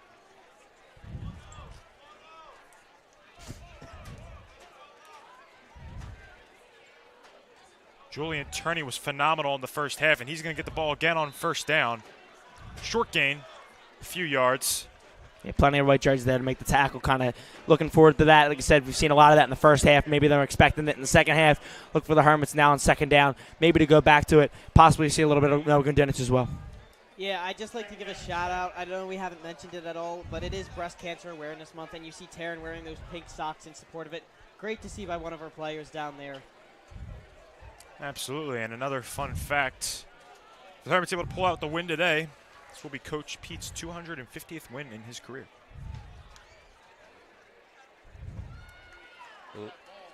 Turney, another big run there on second down. Gets the first down and more. Every run I watch from Turney, I'm seeing another attribute. He has that patience there, waiting for the line to get ahead of him, waiting for them to move to the second level off their first blocks, and then getting ahead of it and using that burst. Once he sees those linemen engage in that second level, he makes that burst to get downfield. Big first down for the Hermits, now getting them a little bit closer to midfield. And something that isn't a counted stat, but extremely important in the game of football is first downs gained. And I think Turney has a ton of them today. He knows where that yardage marker is. He knows how to get to it, and all of his runs are built towards getting that first down. Another handoff to Turney. First down, jumps over a few guys on the ground. Still going. Williamstown defender had a grab on his foot. Still able to push for 2 more yards afterwards. Yeah, some of their big tackles that they have made on the defense so far is by grabbing the ankles of Turney. As long as they can hold on, they're able to get the stops for only a short amount of yards. But he's been yet to burst one as he's been trying to get toward the sideline and use acceleration to get down the field. And that's been really the only main problem with Turney here tonight. He does great with contact in the upper body, but when he gets hit down low, he struggles to get out of it. He's going to need to get a little more powerful. But still, it's just extremely well to see a running back that has attributes in all levels of the game, as you have mentioned. It's been a really big difference here for the Hermits, as they have been really good since he's taken over as the lead running back. And an unsportsmanlike conduct call on the Hermits. Another one. They had one of those earlier in the first half as well, and that's a 15-yarder. That's a big one right there. They'll move far back. It'll be 2nd and 20 now rather than 2nd and 5. Costly penalties right there, and maybe you get away with it in a game like this, but got to be smart because once you get in some bigger games, if we get close, they're able to make the playoffs. And this Hermits team does love to celebrate after making a big play. They've had a couple of stares down at Williamstown, and it's great in the heat of the game, but sometimes you go overboard, and you can't let that happen because you get penalties like this that are just detrimental to the cause. So 2nd and 20, as I said, from the Hermits' own 18. Pre-snap motion. It'll be a handoff, and not much. Turney with the carry. Back to the line of scrimmage. What are we thinking here? Deep pass, screen pass, or they're just going to try and run and see if something happens? I think it couldn't hurt. to test Gamble's arm out a little bit. He threw that pick at the end of the first half, but besides that, he's had good throws all night. Yeah, depending on how long the pass play is here, depending on what the Hermits like to draw up, a deep pass would be almost the same as a punt here. So I wouldn't be surprised if the Hermits try it. But otherwise, like I said, we haven't seen the Hermits punt tonight, especially not looking to here. But 3rd and 20. Gamble will pass, drops back, has time. Flag is down. Oh, that pass is intercepted. If that call stands, it'll be Gamble's 2nd interception of the night. I can't imagine this flag being anything other than holding on the Hermits. It looks like Williamstown knows it's a flag against the Hermits. They are celebrating, walking off the field. Number 20, Alexander Hulleman with the interception. We saw him having some issues on special teams earlier in the game, catching those kickoffs, but right there, he caught one there. And that is a huge one for Williamstown, looking to make this a 2-possession game. They had a chance to do that earlier in the second half and failed. Yeah, and Gamble, the biggest struggle he's had is when the safety comes over the top and helps against one of the receivers going deep. He immediately thinks they check it down. Sometimes the defense just isn't set up for that. Craig, pressure coming. Zerbe could not handle it. That ball falls incomplete.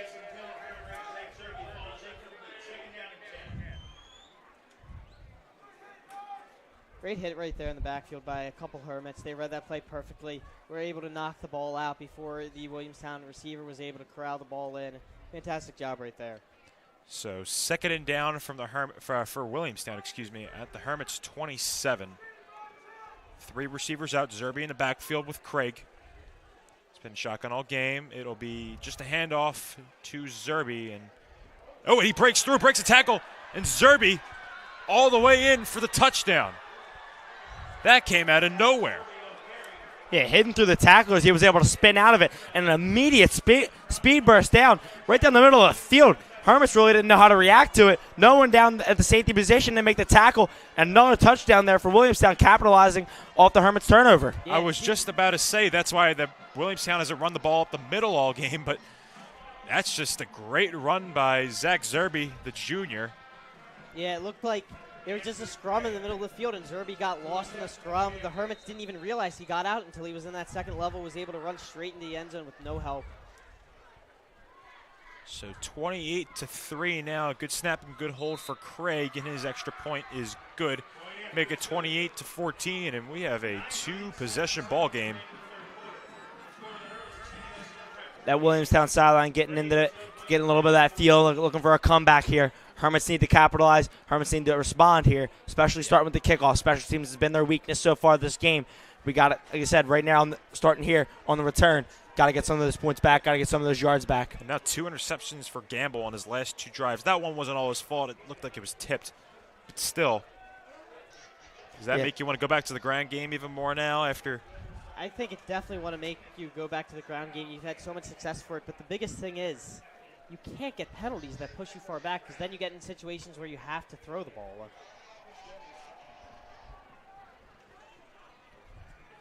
So a little over 9 minutes to go in this third quarter. Hermits started out with the ball. Bad penalty, and then an interception by Alexander Hollyman put the Braves in great field position, and then a 20-plus yard run from Zach Zerbe gets to the touchdown. And be careful here, Craig, to kick it off. Williamstown successfully accomplished an onside kick last half. So and even their be ready for anything here. Was more of a squib. It didn't even go that far, so we should see another one. And it will be a normal kick here. It's going to be returned by McClear. Makes the catch at the Hermits 10, looking to go to the outside. McClear out to the right, past the 30 and up to the 35, where he'll be taken down. And after the mistake by Nadir there with the kickoff, they brought in McClear to be the return man. McClear may not be as fast as Nadir, but he definitely provides more of a stability in that kick return unit. Yeah, we saw Nadir slip when he made the grab to start off the third quarter. Yeah, Hermits now in fairly decent field position right now. Start on their first down this drive. Second possession for the Hermits, like we just talked about, really establishing that run game is going to be a big part. We saw it all throughout the first half. Need to continue that on to the second half. So, Gamble back up onto the field. Handoff to Turney on first down. Breaks the tackle. Still going. Julian Turney, first down. Another monster run for him. Gain of 12. And just some fantastic blocks upfield by this Hermits offensive line. Once Turney got past that first initial level of defense, the offensive line followed him, was able to block passes. He was able to pick up a couple more yards because of it.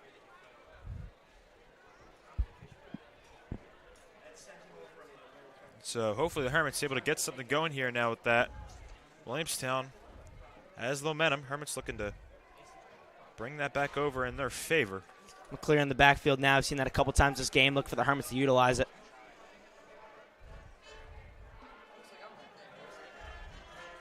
Pre-snap motion, handoff to McClear. Has some blockers and a gain of a few up to midfield. And we mentioned them using multiple backs. It definitely helps to keep the defense on its toes because you're getting a different style of running back each time, and each of these running backs runs very differently. Yeah, especially with Turney, getting him a couple plays off too doesn't hurt either. Obviously, he's been our main primary back tonight. But, like I said, getting him a couple plays off, getting a breather, and using the full energy of him out in the field is what the Hermits look to do. Gamble, another handoff to McClear. Breaks tackle, going to get the first down, and more. Tristan McClear still going. Trying to get to the outside. And an excellent run there all the way up to the Williamstown 35. So it'll be a 16-yard run for Tristan McClear. McClear, a very straight-ahead runner, really hit the hole hard, even bouncing off tacklers. But his vision there in the end to gain a couple extra yards, bouncing to the outside. Great job by McClear. Like I said, we've seen him multiple times in this game, using his vision, getting downfield at a really great pace. And it looked like with that run, he ran into his own offensive lineman. It looked like he was going to be stopped. And then he just broke straight through the hole, was able to get past to about a 15-yard gain. Beautiful run. Gamble takes the snap, another handoff to McClear. He's still going, and it's going to be another big game for McClear. Tristan McClear still going into the red zone and down at the Williamstown 17. Tristan McClear's been the man on this drive. Yeah, McClear really finding his holes. Offensive line doing a great job to get him to that second level. Once he gets to the second level, pinballing off of defenders. Now Hermits in the red zone for the first time this half. Yeah, McClear runs more like you said, he pinballs off the defenders more so than the other running backs. Whereas they kind of just run into the defenders, knock them down. So that's something they're having trouble adjusting to. And especially when you have three running backs who all kind of have different styles. Oh, and a bad snap there. McClear falls onto it. Good readiness there by him, so it'll be a loss of 3. The Hermits lucky to keep this football. I think that snap actually hit the offensive tackle's foot, which is why it went so low. Obviously, you don't really see that much, but that's what looked like it happened here. Just a bad play for the Hermits. You don't want to see him moving backwards. So 2nd and 12 for the Hermits at the Williamstown 19. Yeah, Hermits here cannot force another turnover, or cannot let up another turnover on offense. Obviously letting up that first one. Gamble, a handoff to McClear. McClear wiggles through a few guys, and he's going to be just short of the first down. Another excellent run. He'll be a yard short. It'll be 3rd and 1. Like we've talked about, inside the 10. Like we've talked about, every one of these running backs really has their own kind of game. Turney's been the power back. McClear a little bit elusive. And Grindinish, really that small, shifty guy inside, being able to wiggle his way through defenders and get those dirty yards for the Hermits. Great job by them utilizing those skills and implementing them into their game plan today against Williamstown. Really now inside the 10-yard line, this has been able to drive them down the field. And with that play, you just saw too many arm tackles right there to be able to take down McClear. McClear with the hot hand, 3rd and 1. See if they give it to him again. They will. Tristan McClear breaks a few tackles, and he is in for touchdown number 2 of the day. Tristan McClear. 9-yard run in for the score. And that makes back-to-back weeks for the Hermits with 2 running backs scoring 2 touchdowns in a game. This week it's McClear and Turney. Grindinic yet to get on the board, but expect the Hermits to keep that run game. I wouldn't be surprised for him to get touches near the goal line later. But a great job by the Hermits, really running down the throat of that Williamstown defense, getting the score. Extra point pending here. So 4 rushing touchdowns now on the day for the Hermits. And then that 1 reception by Pratt. 5 touchdowns total. Makes it 10 total touchdowns in the last 2 weeks with 9 of them rushing. This Hermits offense is starting to come alive in the second half of the season. Freund knocks the extra point. Good.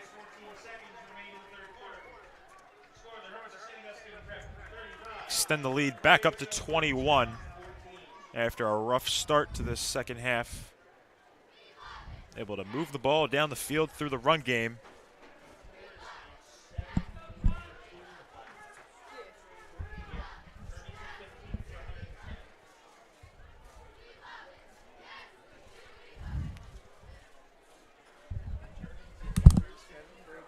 So a little over 5 minutes left to go in this third quarter.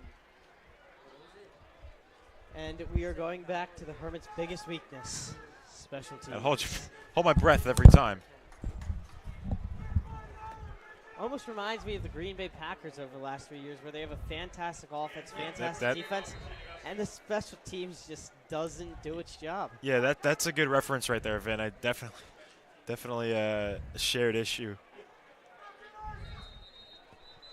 Yeah, another stat right here into the game. We have 7 for 81 from McClear so far and 15 for 110 from Turney. Hermits running all over the defense of Williamstown right now. Big drive right there, about 70 yards. Great job right now, obviously rebounding from that turnover to start the half. Now up again, 3 scores. Yeah, not too shabby, those stats right there. I mean, you saw last year with that Hermits team, they were so good just because obviously Kanye got most of the touches, but they had Franklin Sims there as well, just as the big guy who could really was impossible to tackle by just one person, as it's a short kick out of bounds, and throw that flag. You're not allowed to do that. But yeah, the Hermits really more of a running back by committee here, in a sense where they got 3 guys that can all play the starting role. And it looks like they're using pink flags now for Breast Cancer Awareness Month. Cool little touch into the game. You don't really see that anywhere else. Yeah, they used yellow ones in the first half, so I guess a quick little change by the refs. Quick little change. I'm a fan of it. I mean, any way you can spread awareness about it, that's great. But yeah, you can't kick the ball out of bounds, and that's known by everybody on the kickoffs, and it just alludes to these struggles that they keep having on the special teams units. Yeah, that's going to be one thing you're going to continue to see, and probably definitely going to be worked on even past this game, is that special teams units for the Hermits, and working on that. Craig going to take a shot here on first down, and that will go out of bounds. Good coverage there by Bethune on the outside. Yeah, it looks like they finally tried that deep pass with Nadir in coverage. Nadir's a little bit of a smaller cornerback, has great coverage, and they just tried to go over the top of him. Didn't work. Fantastic knock away. Yeah, going back to his completion percentage before the game, a lot of Craig's completions, like I said, he was 9 for 138. And that's a really great completion percentage for a quarterback. But all of them are short passes, so they're easy passes to catch out in the flat, right across your face. None of those deep balls are really connecting for him, I don't think, in the pass, and not technically delay either. Yeah, that's probably why we see him having 8 interceptions. When he tries to throw deep, it just doesn't work. Jet sweep here to Noel. And he's going to lose a few on second down.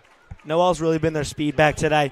Like I said, the Hermits have kind of taken notice that when you see him in motion there, a little bit of a shift of the defense, noticing getting to the edge, shutting it off, and that was a loss of 1 there for Williamstown. 3rd and 11. Yeah, the fact they were able to recognize that so fast is fantastic. You don't really see that a lot with defenses. They struggle when there's motions, but that's just a fantastic job by the defense. So 3rd and 11. Craig, and somebody jumped. Yellow flags this time. Looks like that's going to go on number 9 for Williamstown. Looked like he jumped first. Yep, false start on Green. So 5-yard penalty makes this 3rd down just a little harder. 3rd and 16.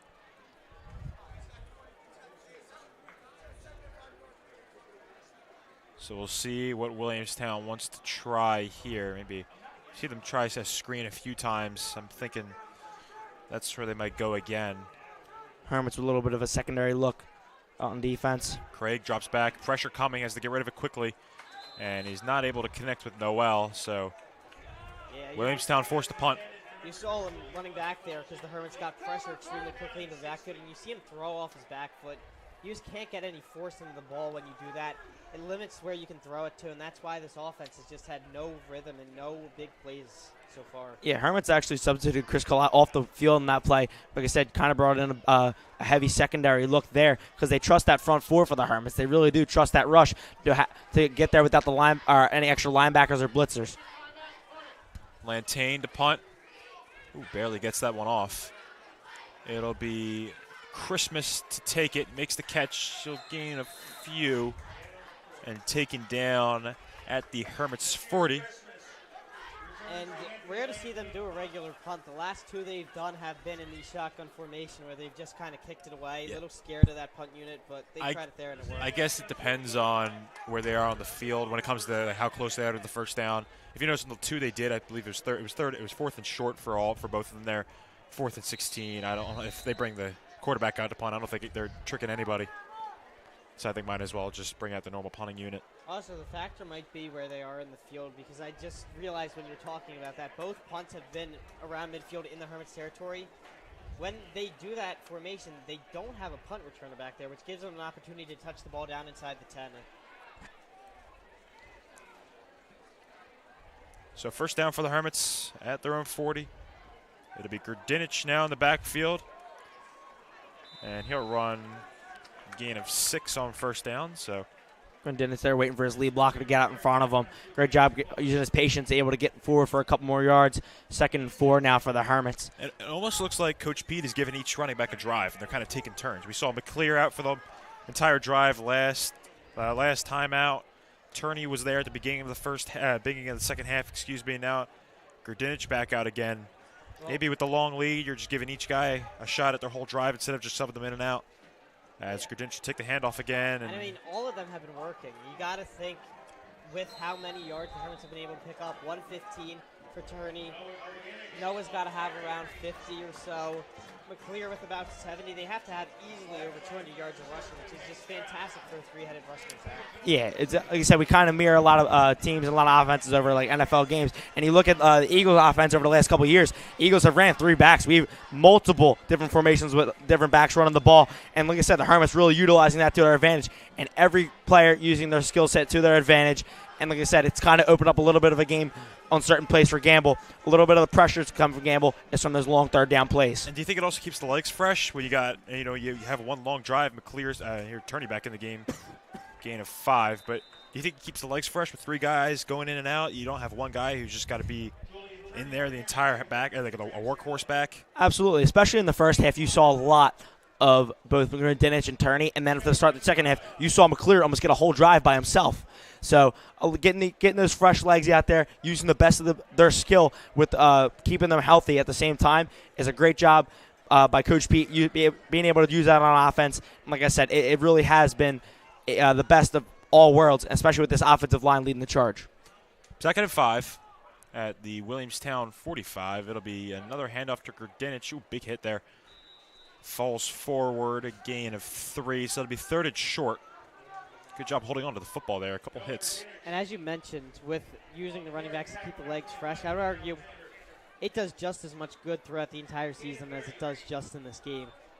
As good as Kanye was last year, and we cannot state how good he was definitely more effective earlier in the season than he was later in the season. And with this 3-headed rushing attack, you're going to be able to see that all these guys are going to be able to stay fresh in the playoff season when the games matter and they need to get those tough yards. That's a really good point to make, Vin. So a little under 2 minutes to go left in the third quarter. Turney now in the backfield. Looking at this Williamstown defense, no safety and really in a stack set, obviously preparing for that run. Pre-snap motion, Turney will get it. And no, he will not get the first down. He's going to be tackled at the line of scrimmage. Yeah, Williamstown was ready for that. They had a 5-man front and 4 linebackers, no safety. They were absolutely ready for the run, stacked front. Looks like the Hermits will still go for it, though, right now on 4th down and short. Yeah, we've seen Coach Pete do this a lot. It definitely makes sense. I mean, a punt is only saving you 20 yards maybe. I think it makes sense to go for it. I mean, you're up 21 points. But yeah, and all facets of football between high school to college to the NFL, this is actually a range where, like I said, there's in between either a punt or possibly taking that 4th down chance here. 4th and 3, Hermits have been really confident in the run game, obviously, today. Look to see them possibly do it here.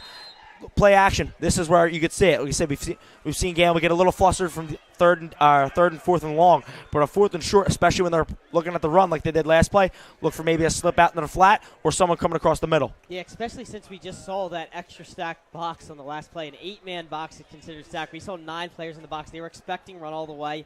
Play action could really catch them off guard here. We could get a deep shot to the end zone or just a little pass out into the flat and should be able to pick up the first down if they try that. Hermits call a timeout here. Get a chance to see that defensive formation. Now get to talk it over again. Also, have we seen a pass since Gamble threw a second interception? No, we haven't.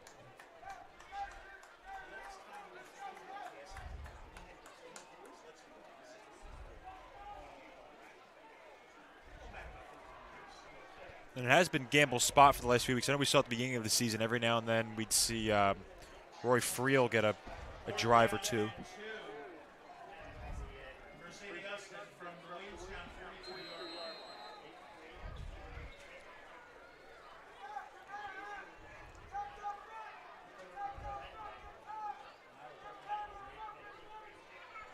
Gamble takes the snap, play action. And he's going to take it himself. Ryan Gamble gets the first down and more all the way up to the Williamstown 31. Flag on the play, though. Yep, there's a flag on the play. I did not see that, so this might be going back, and yes, it will.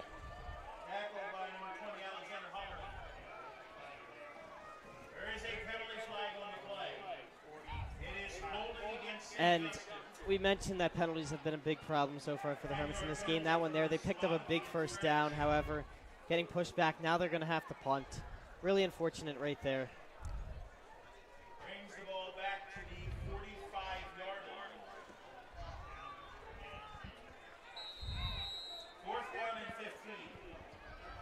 So the Hermits now forced to punt.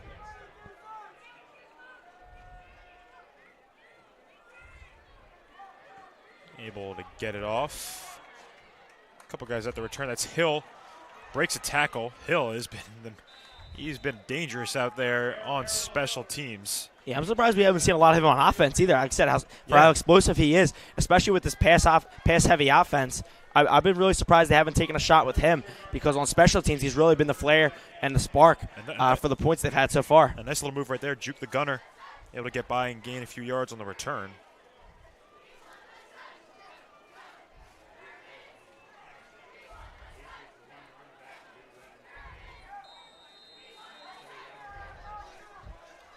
And, I mean, we have seen Hill a lot so far this game on special teams. He's been really explosive. Just a fantastic job, especially against the Hermit special team unit, which struggles a lot. So 25 seconds left. Craig going to hand it out off on first down to Noel. Noel's going to get a big gain here. And out of bounds near midfield. And there's the speed from Noel. We haven't seen a lot of that set where they're handing off from the backfield, and it's not a sweep. He kind of just bounced that on his own and used his speed to get to the outside. That's been successful for a couple times now for them. Look to see if they use that again on this drive. Up to the Williamstown 46, Craig. Working quickly, play action, gets it out to Hill. Right on cue. Take it down past the 50, down at the Hermits 48, 49. Yeah, just as we talk about their speed, Noel and Hill both getting the first touches down the drive. 2nd and 5 for Williamstown, now starting to move down the field on the Hermits defense. Well, as we move into the fourth quarter, this is when the defenses start to get tired on a lot of teams. So if you bring in some of that speed like Hill, who the defense hasn't seen yet, Noel, who hasn't got a lot of stuff going, that is something that could open this up, and it gives Williamstown their best chance to come back. And that will be the end of the third quarter here. The score, Hermits 35, Williamstown 14. 12 minutes left here. Hermits looking to advance to 3-4 on the year. Ladies and gentlemen, a special thank you to the St. Augustine Prep cheerleading squad. Also, just a thought. Why are some of the officials using pink flags and some using yellow flags? There was a red flag out there, too. Yeah, I believe maybe there's a flag shortage. Yeah, I believe there may be a flag shortage tonight. A little bit of an interesting choice all around. Not really on the same page there. Possibly not some of the same responses in the group chat before the game, but you never know. There's some mix-up sometimes. As long as they're on the same page with the calls tonight, that's usually the end game of it. I understand most officials use yellow flags, so that would be the default. I could see maybe some officials thinking pink flags because of the month. But I have no clue where you get the idea for a red flag. Yeah, I saw it. I'm like, is somebody challenging something? Like, can they challenge? No, apparently not. So Craig with the handoff to Noel. Bounces out to the outside, trying to get something out of nothing, and he's going to lose a few on second down. Just give you an overview of what the Hermits' schedule is looking like over the next 2 weeks. Only 2 more games left in the regular season. Next week on the 15th, they'll be at Camden Eastside at 1 o'clock. And then they'll end the season, at least the regular season, with Senior Night on October 21st. That's in 2 weeks Friday against the Lenape. That'll be the next game of Hermits football we stream.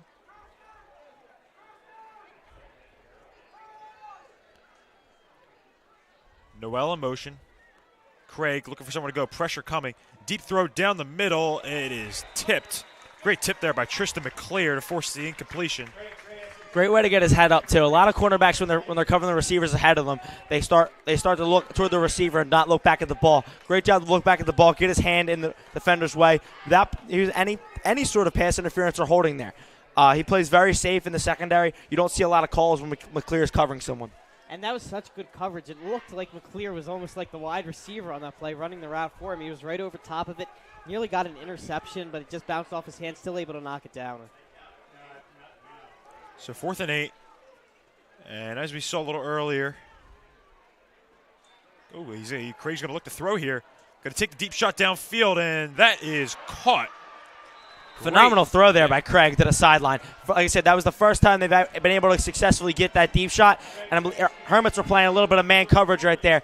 Got by the defender by a couple steps and just needed that perfect throw. Great dime there by Craig. Gets him into the red zone. Hurry up offense continues. And that was a beautiful throw right over the top. Dropped down in the bread basket of the receiver. Jordan Foley with the reception. Williamstown offense now in business in the red zone. Craig rolling out to the right. He's able to, that one is dropped. Pass intended for number 9, Aubrey Green.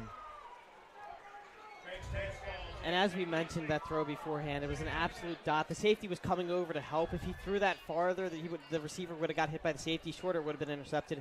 Beautiful throw. Almost looked like Kirk Cousins' throw to Justin Jefferson this week in London. All right, that's the second time you brought up the Vikings today, Vin. We're shutting it down. Yeah, I'm going to have to. No more Vikings in South Jersey.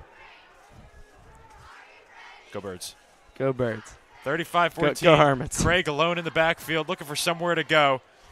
He's able to find the receiver. That's Zerby, who rolls down near the 10. He'll be called down at the 11, so it'll be 3rd and short. Williamstown making great gains now. Like we just talked about, the defense is getting a little slow, a little bit tired, and they're now finding their holes on the offense. This kind of reflects, like I said, the short passes that they get down the field, maybe that one big one a game that Williamstown gets, and that's how, like I said, we've seen Craig have 1,000 yards so far this season. And this offense can do as much as they want moving the ball down the field. The defense is still going to need to stop if they want to get back into 33, it. Craig fakes the throw, is taken down close to the first down. We'll see where it's spotted. It looks like the refs are going to give it to him. Nice run there by Drew Craig. Taryn almost punched the ball out there, got his arm wrapped around him trying to get the punch, but first down and goal right now for Williamstown. First time they've had this position all game. Hermits need to make a huge stop here to prevent or to keep that 3-score lead that they have so dearly with 10 minutes left in the fourth quarter. Williamstown looking to stay in this game, working quickly. 10 minutes, 30 seconds left to go in this one. Craig, handoff to Noel, trying to get to the outside. He'll fall forward for a gain of maybe 2, nothing more. And it looks like they're moving right back to the line of scrimmage, keeping this hurry-up offense, trying to keep the Hermits defense on its toes and get them tired. Yep, no huddle. Craig takes the snap again. It'll be another handoff to Noel, trying to get to the outside, and he is in for the touchdown. Third different touchdown score there for Williamstown today. Like I said, it's really using their speed now on this drive. Williamstown, like I said, kind of taking advantage of that slow defense. Hermit's defense been on the field a lot this half. But, said now up 2 scores. Hermit's really need to play safe on offense. There's still a lot of time left in the game. Like I said, Hermit's defense has played well all game, but now starting to get tired in the fourth quarter. Hermit's offense has to do their part, and running the ball is going to be a big part of that. Julian Noel, the senior, with that touchdown. His 4th rushing touchdown of the year, 6th total. He's been very active for this Williamstown team, especially over the last few drives. And I just want to mention, before we get back on offense, we got to get through special teams. Just make sure we hold on to the ball, don't do anything stupid, and then run out the clock with all 3 of our running backs who have looked fantastic. Good snap, good hold for break. Oh, that one's blocked. A couple guys got to handle that one, using those long arms. So extra point is no good, and the score stays 35-20. And the Hermits have gotten a lot of pressure on the extra point units this night for Williamstown. It's really the only thing they've done well on special teams. They've come close to blocking a few of them. We're able to get that one there. Now up by 15, a little bit more manageable, a little bit better for the Hermits. Now makes Williamstown work just a little bit harder now to come back in this game with 10 minutes left. But like we just said, got to get through special teams again here. Hermits on the return. Looked good last time, McClear return. Hopefully they go back his way, and hopefully we can get even better return here from McClear, who's been impressive tonight on both sides of the ball.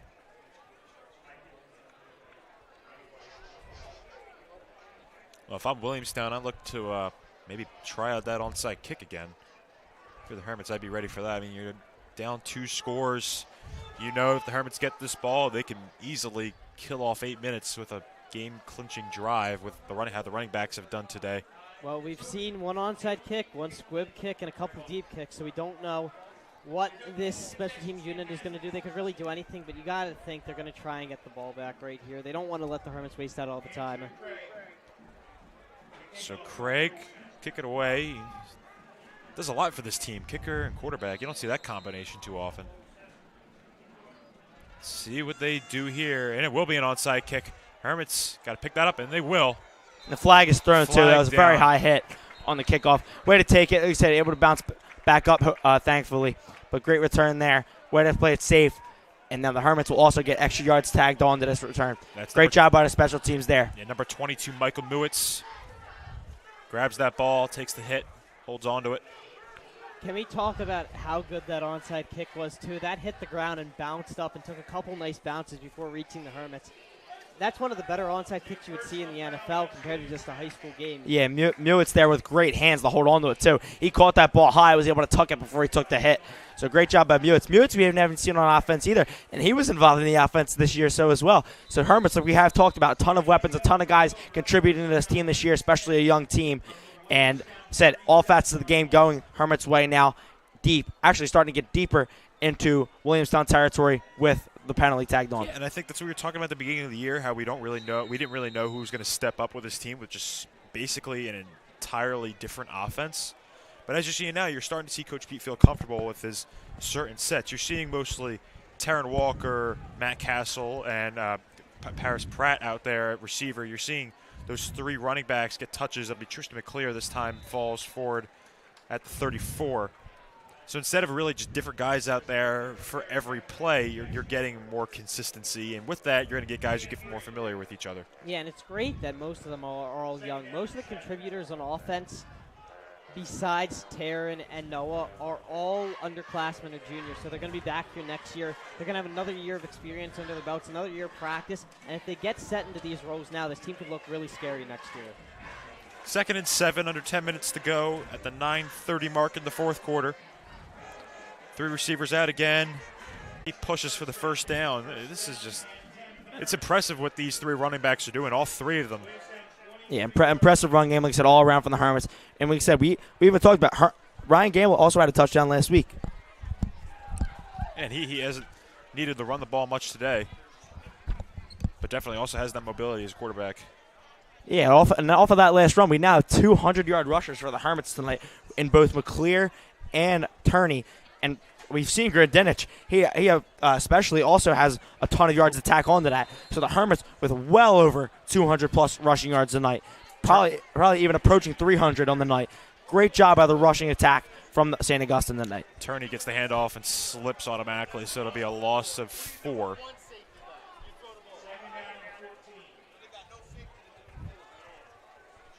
And we still haven't seen Gamble throw the ball in a while. The last, I guess, 15 minutes of game time or so since he threw that interception. They just don't want to have a big mistake right here. Just run out the clock. They're going to keep running it. But as you can see, Williamstown is starting to line up. Here, no safety right now. It is all there. Williamstown is expecting that run. Every receiver's got a one-on-one matchup right now. They continue to stack the box. They have 9 in the box there. And still, Turney finding the outside. Doesn't matter for moving Turney. Defenders. And it looks like another first down for the Hermits. Yeah, but I say, it doesn't matter. It's a pretty good sign when your offensive line is good enough that there's 8, 9 defenders in the box and they're able to block them all to get holes like that for the running backs. 14-yard run for Turney. They knew they were giving it to him, and it did not matter. Hermits in the red zone now. It's 7 minutes left, approaching almost 40 points in the game. This Hermits offense firing all cylinders. Back-to-back weeks now to notice, too. Absolutely. We're really getting our feet under us, and like I said, putting up points on the board, which is huge considering the slow start we had on offense this year. And I would have to guess that if we score a touchdown here and get to 11, that would be more touchdowns than we scored in the first 4 or 5-ish weeks combined. Turney gets the ball again. Gets about half of the yards needed for the first down. Up to inside the 10 and around the 9 is where they'll spot it.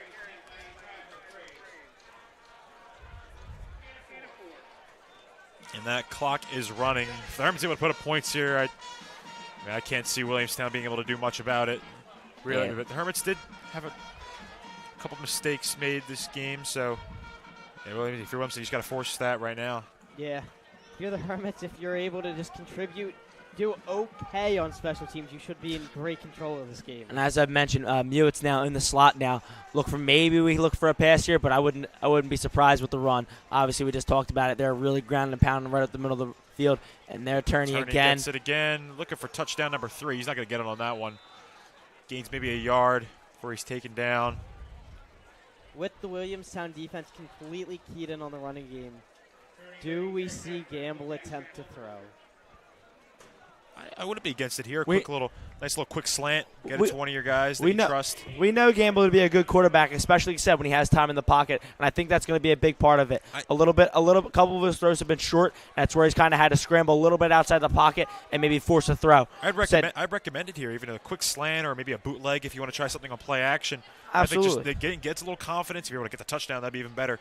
But after two picks, give your quarterback some confidence going into these next couple games. I think you throw it here. For sure. I think Gamble actually has better vision in these short yardage situations when everybody's pumped together than he does in a wide open field for some reason. I don't know why that is. But he just seems to be able to find the receivers when he's in the red zone. Yeah, we know Gamble to have that big arm too. So like I said, even with a couple mishaps tonight, we know he has the talent, we know he has the arm, and we've seen him make the plays.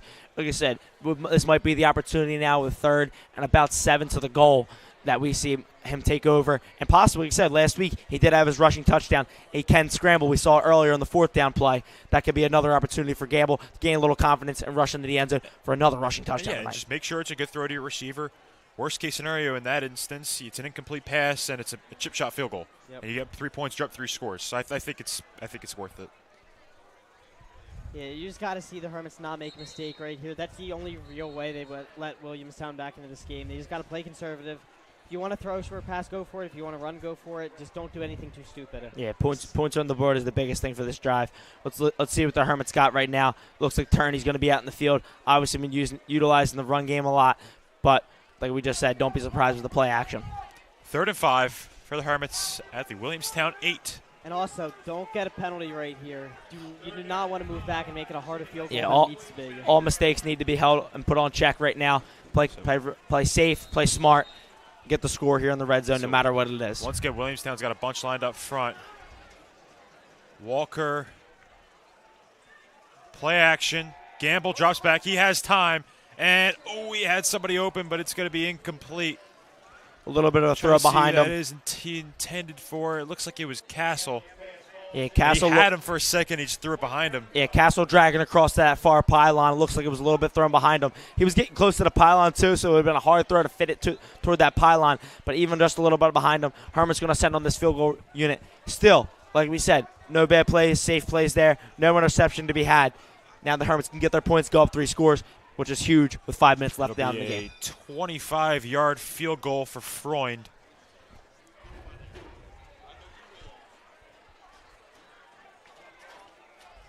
This will put the Hermits up 3 possessions. A big kick here. Good snap, good hold. The kick is up, and it is good.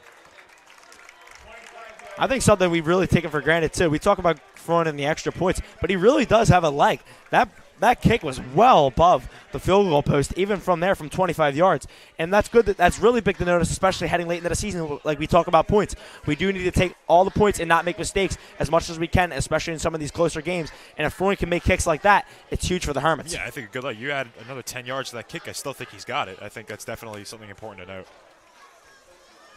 And I would like to point out with the play before that field goal, Gamble made the right read there. He had Castle coming open on a drag route. I think he was just a little bit late, a little bit unsure of himself, didn't want to lead him too far to the out of bounds.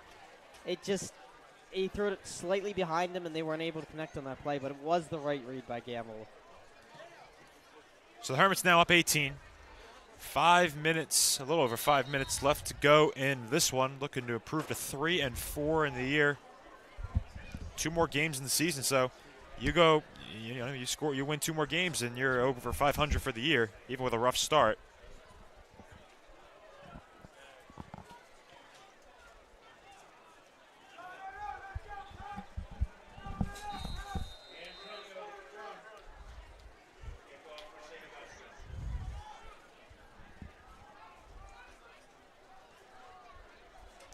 Short kick, and it will be picked up. Oh, the Hermits picked it up.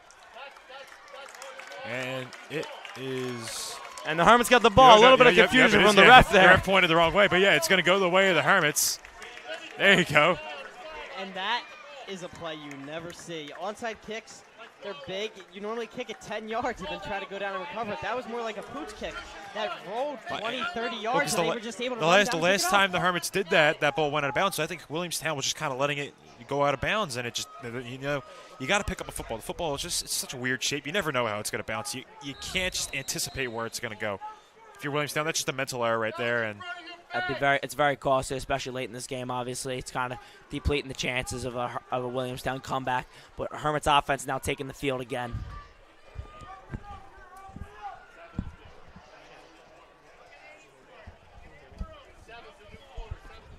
Once again, everyone lined up on the inside, linebackers up tight. It'll be a one-on-one for every receiver. Grudinich here in the backfield. Grudinich will get it. Gets to the outside. Good gain on first down. Stays in bounds here. Keep that clock rolling. Yeah, and if you're the Hermits, that's exactly what you want to do. Get positive yards on every play, run out the clock. You just want to take this game to the end without doing anything stupid, getting any injuries. Yeah, staying in bounds here on the runs. Don't head too far to the sideline. Staying in between the tackles, what the Hermits have been doing best all game. Keep it going here, even though Williamstown's going to continue to stack the box, knowing what's coming at them. 2nd and 2. And Williamstown has gone no safety for most of the second half because they are so focused on this running game, and they still can't do anything to stop it. I mean, press coverage on Pat Pratt right there on the outside. I think quick little move there.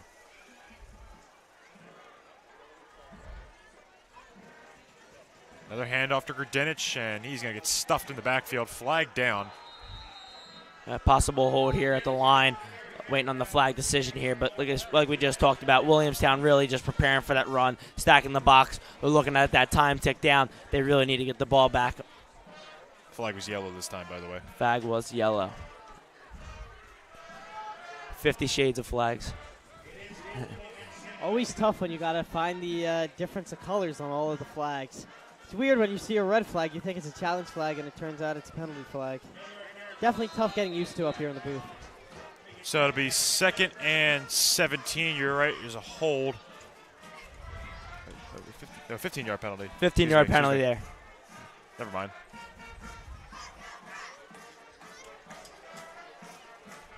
So clock running. We're now going to be about to hit the 4-minute mark. Hermits up 18.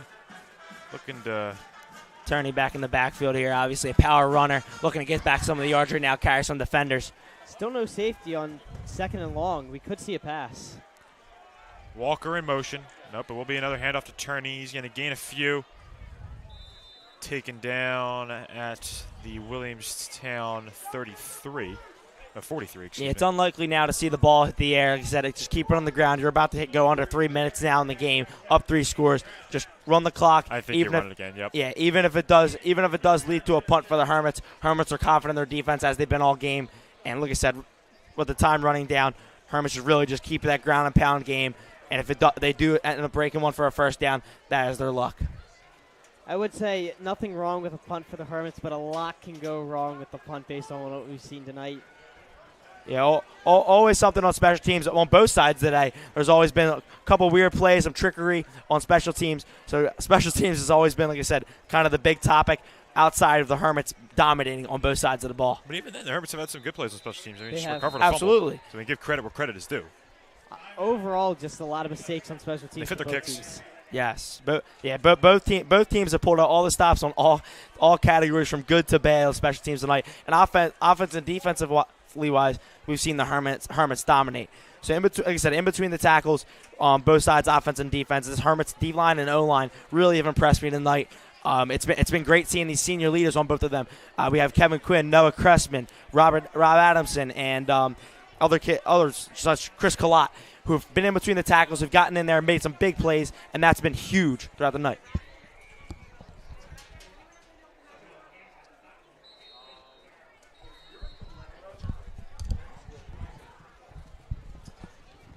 Long time out here for the Hermits, discussing over play, trying to figure out what gives them the best shot to get a first down without doing anything stupid. It's going to be interesting to see what they come up with.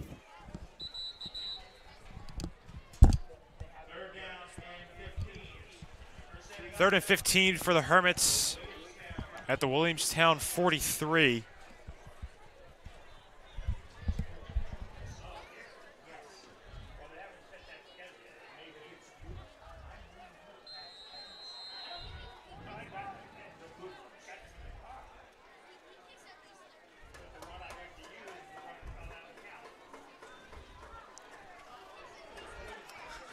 This time it'll be a handoff to Mewitz.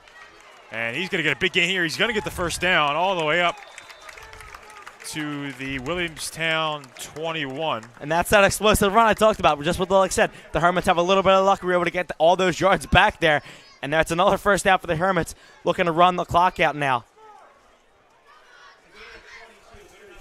And fourth running back we've seen tonight, and they've all been successful. Now we see Mewitz getting some touches at the running back, getting him ingrained in this offense, as we don't really see him a lot. We've seen him more in this fourth quarter, up big at the wide receiver, at the running back, and he's another playmaker that can really help out.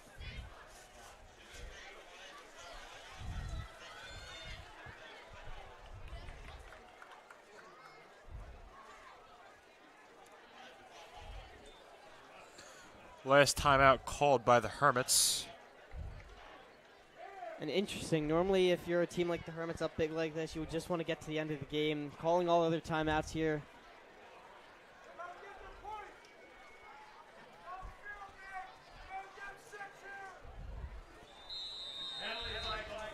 And a penalty flag on the play. And To be delayed game. Still in the huddle. They still haven't made any move to get back out on the field. No particular hurry. Hermit's sending some of the reserves out there right now. Obviously not trying to get anybody injured here at the end of the game. Up by 18, up by 3 scores, 2 minutes left. But what an impressive performance here tonight by the Hermits. Obviously, like you said, offensively, defensively, even on special teams, we were able to see some makeup and some great plays there from the Hermits. Overall, great night. 2 wins in a row for the Hermits. Pending this last 2 minutes, 2 wins in a row for the Hermits. That's a great rebound at the beginning of the season. Obviously, two games left in the season. Hermits really looking to end strong here with their schedule, and big in a rivalry game. Like I said, we've talked about Williamstown coming here for the last couple years, and this game being such a hyped up game. A lot of fans, a lot of parents, and everybody coming out. Middle school night, St. Augustine making this such a great event tonight, and players tonight have really been able to perform and put everything on the table. Yeah, I couldn't agree more, Mang. It's been a great game for the Hermits. Williamstown will fall to 1-6 after this game. They finished their season at Timber Creek and then home against Shawnee. So a handoff there on first down. And I know it doesn't mean as much because the Hermits only had 1 win 2 weeks ago, but since that, over this 2-week stretch, they've tripled their amount of wins this season, which is always cool to say. I mean, obviously, we didn't want to be in the position a couple weeks ago where we had 1 win, but this team is looking a lot better. Ty Watson with that carry. And I mentioned this earlier. I mean, the Hermits right now are going to improve to 3-4. You got 2 more games in the season. You win 2 more, you finish the year above 500. Might not have been pretty, but you can still consider it a successful season, for even if it was a season where you're kind of trying to rebuild in a sense when you got a lot of younger guys trying to get ready for next year or when you may want to make more of a push. There's a lot of fight in these guys. Like I said, everybody's trying to prove something this year, especially since a lot of the guys graduated last year. Everybody's trying to get their dig in and make this team, like I said, a contender and make this team really a fighter that other teams, like I said, are even have to fight with to get their own wins. But the Hermits really performing over the last 2 weeks, getting 2 big wins, and like I said, we can't be prouder as announcers up here watching the boys out there getting a big win. So under a minute left to go in this one. It'll be another handoff on 3rd and 9. Ooh, nice truck there. Whoa. That's backup quarterback. Carry there. And if you start to see that from your backups, that is always a good 14. sign. That's McClear. Number 14, the little McClear, Ty McClear. Ty McClear there. A freshman coming into the situation. Runs in the family. We see Tristan, like I said, we've seen Tristan throughout the game, and even Trey. Trey's on the sidelines, been helping the coaching staff a little bit. And Trey, like I said, was a big part of that team we had last year. So this family in McClear is really taking over and making their impact for the Hermits. Yeah, the Hermits, 2 more games this season at Camden Eastside next week, and then we'll finish off final home regular season game of the year. Possibly we'll get a home playoff game. We'll see how that works out. Yeah, but guys, if that's as Friel takes a knee, and that will do it here. And guys, if that Lenape is our last home game, gotta bring a tear to my eye. But that's our last game here up for football in the booth. But we won't think about that now as the clock runs out. Your final score today: 38-20. Hermits win against Williamstown, improve their record to 3-4. Guys, who saw a game, bit of a wonky one at some points, but it was a good one.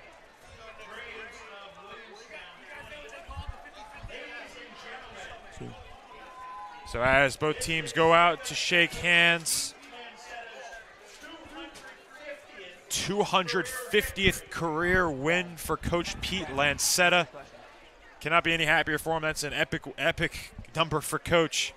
Huge congratulations for him. Great running by this Hermits team. They were dominant on the ground today. Gamble with a couple nice throws. Really, I mean, besides a couple errors here and there on the special teams, not many complaints I can have. No, I'm like I said, even talking about this offense, 38 points back-to-back weeks. This offense really has shown its prowess, has shown how explosive they can really be, especially in the run game. Continuous over 100-yard rushes tonight, and Noah Grudinich not too far behind.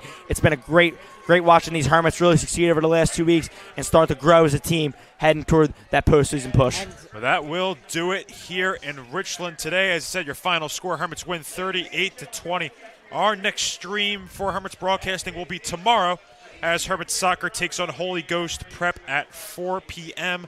A couple more games for soccer next week. Stay tuned. Pay attention to Hermits' social media pages for updates on that one. Our next football stream will be in 2 weeks, October 1st, as the Hermits take on Lenape. It'll be senior night and their final home regular season game of the year. Hopefully it's not our last game of our announcing careers for football, but we'll see how that plays out. But for now, I'm Jimmy Bachman. I'm Ryan Marengo. And I'm Vinny Palacino. And that'll do it here from the Hermits Broadcasting YouTube channel. We thank you so much for watching, as always, and we'll see you again next time. And as always, go Hermits.